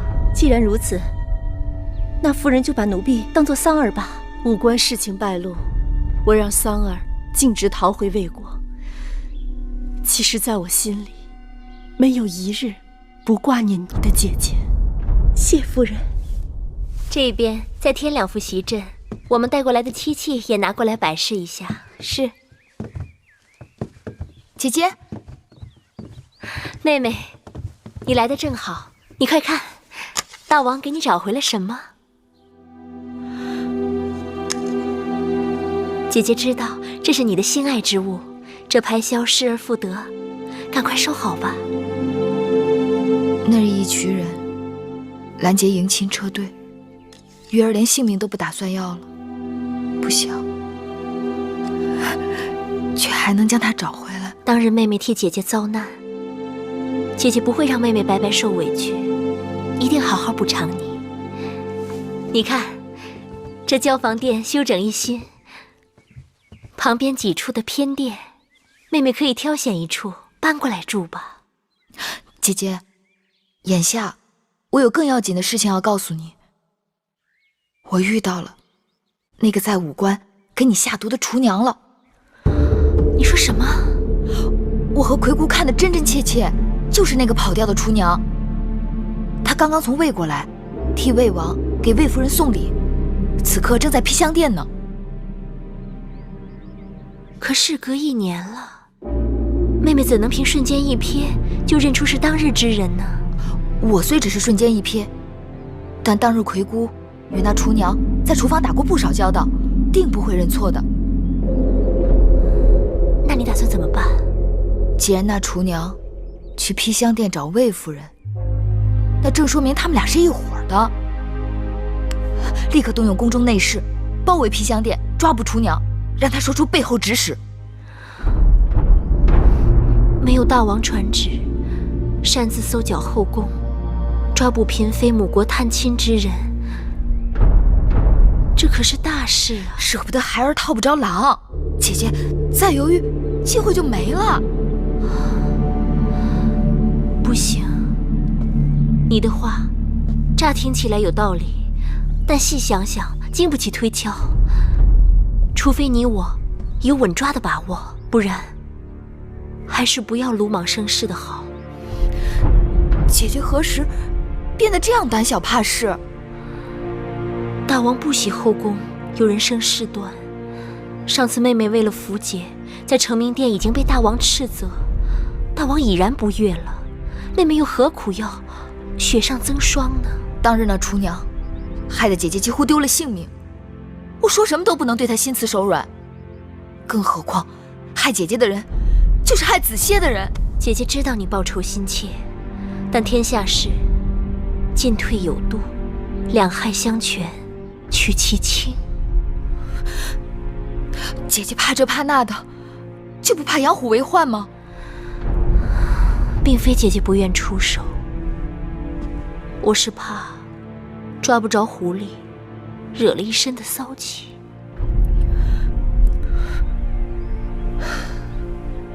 王后大约也有她的难处，你毕竟是她的陪嫁应妾，若出差池，王后是要担干系的呀。明明仇人就在你眼前，你却拿他无可奈何。夫人，他们是不是察觉到什么了？那个瘦女人好像要出宫。什么？慧儿呢？在那盯着呢。我就不信邪，一人做事一人担，偏不让他在我眼皮底下跑了。月啊，走，真的不是往那儿评理，你抓错人了。外面在闹什么？明明就是他。是芈月逮住了魏王给魏夫人送礼的人，说此人曾在去年在武关给王后下毒，被发觉后潜逃。魏夫人得知来抢人，两边闹了起来。这到底怎么回事？大王，这女子是魏王派来给臣妾送东西的奴婢，芈月无理取闹，竟将我母国来人随意拦截侮辱。芈月与他无冤无仇，何苦要与他过不去？这女子明明就是去年在武关毒害王后的凶手。芈月血口喷人，这女子与王后从无交集，应将她指认为下毒之人，欺人太甚。芈月绝不会诬陷一个清白好人。去年我亲眼见到这女子扮成厨娘，在武关驿馆下毒，若不是女医治医术高明，王后就差点丢了性命。她只是魏国宫里一普通女婢，为何要千里迢迢去武关毒害王后啊？那就要问魏夫人了。你竟然将这脏水泼到了我身上，大王，臣妾实在冤枉，你可要为臣妾做主啊！就算这个女子真的谋害过王后，你硬说魏夫人是其主谋，到底有些牵强。芈月打探过了，这女子叫桑儿，宫中人人皆知，她曾是魏夫人的贴身陪嫁侍女，在秦宫侍奉魏夫人多年，与魏夫人十分亲近。可就在去年年初，王后临嫁入秦宫之前，她突然离开了秦宫，踪影全无。若不是事出有因，这突然失踪也太蹊跷了吧？你抬起头来，寡人记起你了。芈月说的没有错。大王，奴婢不是桑儿，奴婢是……大王，这桑儿绝非是芈月所说的下毒之人。魏夫人说的是，武关下毒之人绝非桑儿。芈月不会看错，当日谋害王后性命的人就是他。大王，芈月捕风捉影。去年年初，桑儿的母亲过世，父亲病重，桑儿是家中独女，我给了她些盘缠，便让她回魏国尽孝了。从此她留在魏国，再也没有回来。此事在我皮香殿人人皆知，大王尽可派人去查问。大王，魏夫人打算害人，当然要将进退早早盘算好，找个口实还不容易。芈月这是处心积虑的要陷害臣妾呀！你到底是人是鬼，心里应当明白。大王，臣妾实在是冤枉啊！自打王后入宫，便一心想在宫中立威。臣妾帮着先王后打理后宫事务多年，被王后视为眼中钉，欲除之而后快。眼下，他又指使自己的应妾来陷害臣妾。大王，王后来了。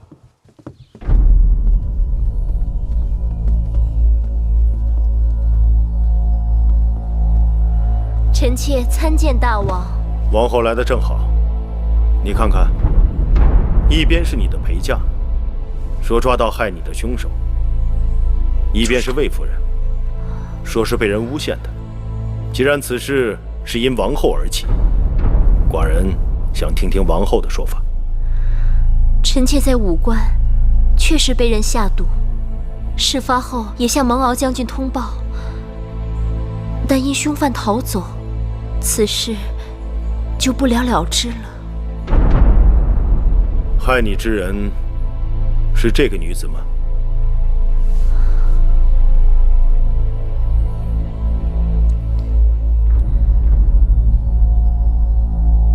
当日，臣妾身在明处，害我之人躲在暗处，害人之人识得臣妾，臣妾却不知被谁人所害。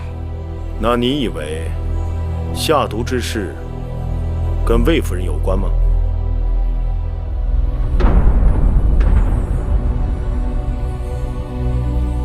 是，或是不是？臣妾不知。不知？这么说，你也是早有几分疑心了吧？入宫前，臣妾与魏夫人素未谋面。入宫后，我们是宫中姐妹。魏夫人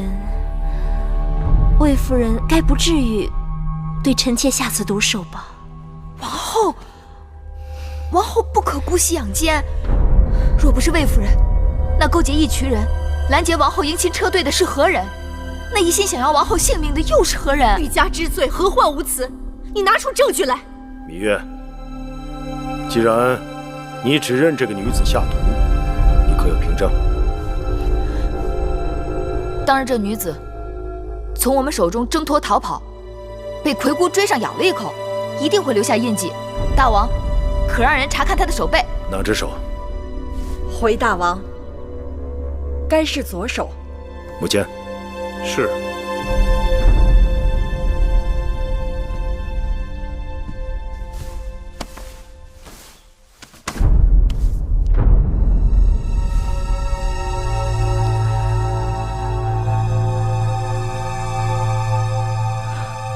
怎么？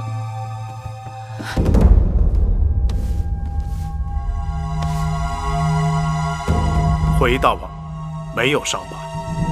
哎，不可能！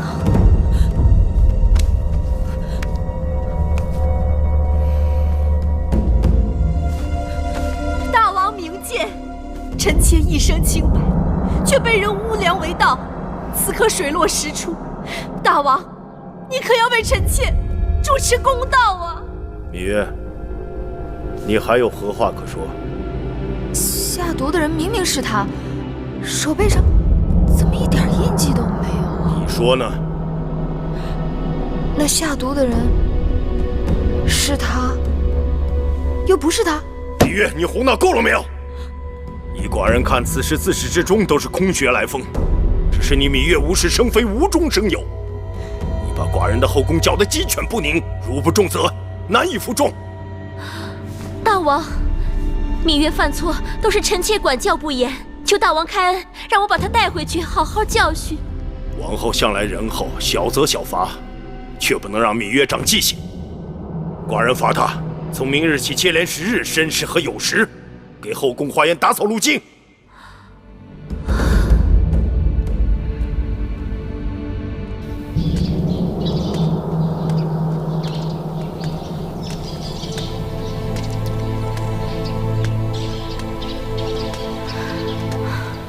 不是姐姐怪你，今日之事，妹妹真的太过莽撞了。我是怕那真凶跑了，就再也抓不回来了。可如今抓错了人，反倒让魏夫人他们无理变有理了。我就想不明白了，那张脸绝对不会认错，怎么竟然不是他？好了，现在说什么都没有用。大王罚你在后花园扫地，让别人看了笑话，有什么了不起？扫地，总不会比擦洗高堂台的台阶更难吧？你呀，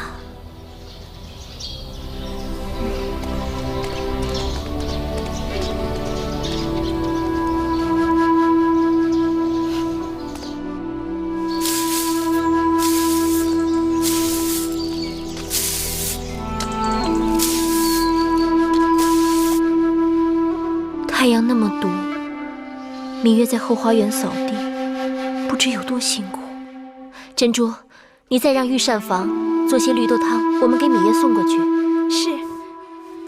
王后真是心地纯良，芈月整日在外面给王后招惹是非，王后不仅不责怪，还要送绿豆汤犒劳她。昨日在承明殿，月儿是为了给我出头，才被大王斥罚的。说起来总是内疚。王后诧异，芈月不过是王后的陪嫁应妾，她一向张狂，自行其事。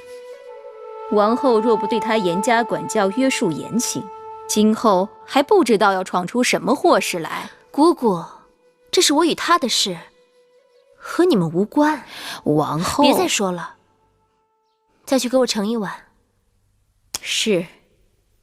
妹妹，你这巧手，一刻也不肯闲着。不必多礼。两位姐姐悄没声的来了，倒吓了我一跳。我们若不进来吓吓你，你恐怕又要在这儿绣上一整天吧。身子沉了，人也懒了，好在手还能动。再说了，这小衣服很快就能派上用场了。你没听御医说吗？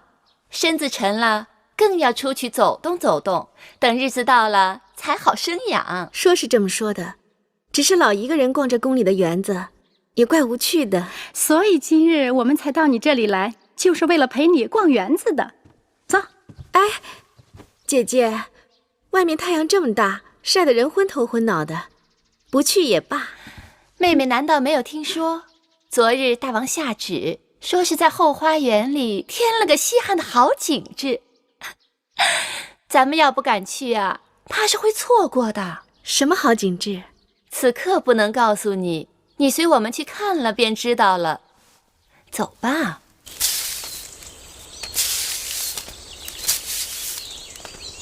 哟，你们看，那是谁呀？还能有谁呀？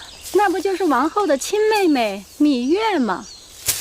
芈月怎么会在这儿，还做着宫中下人的活计？芈月犯上作乱，诬陷魏夫人，被大王责罚到后花园扫地来了。这个，不会是你们要带我来看的景致吧？怎么样，妹妹？看着还赏心悦目吧？还是算了，我们还是回去吧。我们犯不上招惹他们。怎么？因为他我被禁足1个月，还没出这口恶气呢。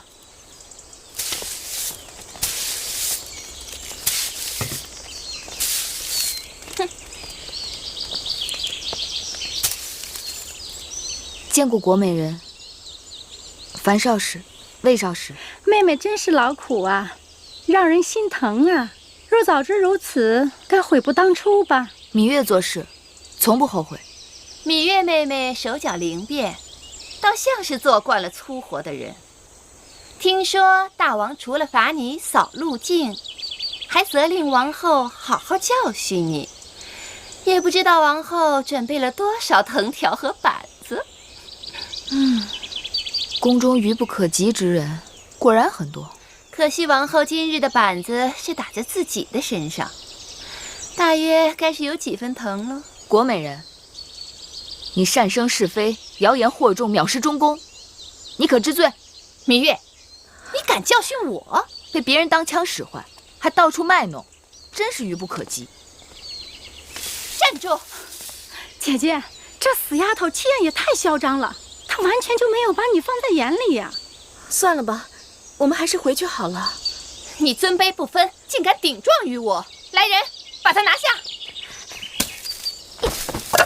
哎呀，可怜呀，可怜！现在让我可怜你，迟了。不是说你可怜？少废话，张嘴！谁敢动手？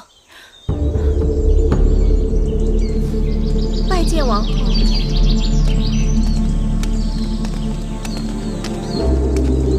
拜见王后。拜见王后。拜见王后。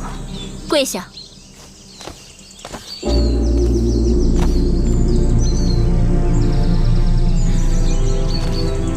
樊少使，你身子不方便，起来吧。谢王后。我竟不知道，这后宫中原来谁都可以越过我，来处置我的应试。臣妾不敢，王后明察。你是说我糊涂，看不清对错？太阳刺眼，看不清也是有的。哼，好，就算我眼神不济，你倒是说说，这芈月到底有何过错，要你来罚她？她一个没有身份的应妾，居然敢跟我顶嘴！你是宫中老人，自然懂得位分高低。方才胡言乱语，亵渎侮辱我，这该如何处置？臣妾性格爽快，都是无心之言。王后，这国美人好厉害呀，无心之言都能挑拨是非，恶意中伤。若有心，岂不即刻便杀了人？姑姑说得对，我今日不罚国美人本人，但我要罚她那张嘴。她既然喜欢长嘴，那就自己长嘴，20下即可。难不成要我请人帮你，更为妥当？王后，国美人服侍大王10多年了，即便是没有功劳，也是有苦劳的。求王后给她留点颜面。己所不欲，勿施于人。今日我要不罚她，怕她是没有记性。珍珠，是。你给我一下一下的数好了，要打得响亮，打闷了，打轻了都不算数。是。打呀，快打呀！打得太轻，这下不算，再打。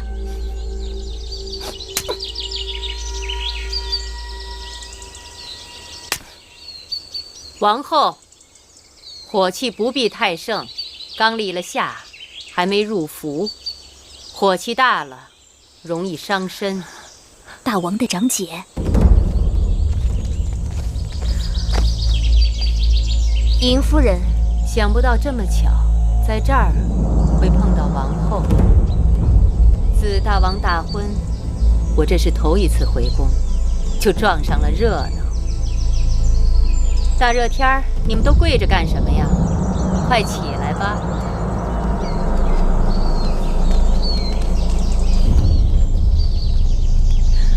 尹夫人明鉴，臣妾无罪，不过就是多说了2句，并没有犯什么大错。王后竟然这般羞辱我！王后乃后宫之主，无论是大错小错，罚你总有罚你的道理。你是后宫之主，是中宫，更应该宽厚仁德，别动不动就罚跪掌嘴，会吓坏人的。尹夫人有所不知，是国美人先动手打人的。是吗？可我怎么看到的，却是国美人被掌嘴，哭哭啼啼的。夫人！夫人！夫人！使劲儿，夫人！使劲儿！夫人，使劲儿啊！夫人，使点劲儿！夫人，使劲儿！好，使劲儿，再使点劲儿！快了，快了，使劲儿！夫人，使劲儿！王后这般羞辱我，我还有何颜面在宫中活下去啊？大王要是不替我做主，那我只好死了。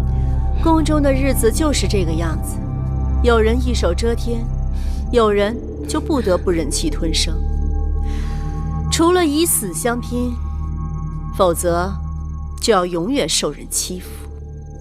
记得先王后还在的时候，有一次唐夫人做错了事情，先王后当着众人面责罚了她。她大约是因为面子过不去，就投环上吊了。结果被她的侍女撞上，救了她的性命。为这事，大王还训斥了先王后。从此以后，这宫里就没人再敢招惹唐夫人了，怕她再死一回。是啊，那次唐夫人运气真好。什么运气好啊？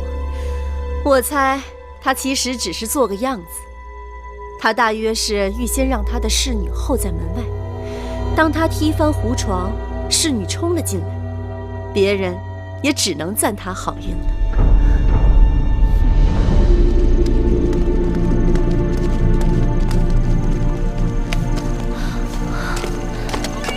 臣妾参见大王。大王，樊少时就要生产了。怎么样了？樊少时滚下台阶，受到惊吓，身子也受了挫伤。这生产恐怕要费些周折。医女正在里面施救，请大王放心。愣着干嘛？还不快去！是。夫人，再使点劲，赶紧拿水，拿水来！坚持住啊，夫人，夫人，使劲啊！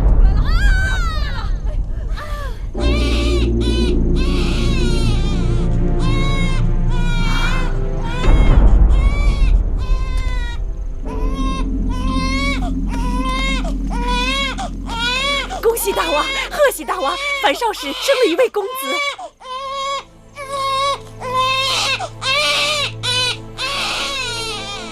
樊少使怎么样？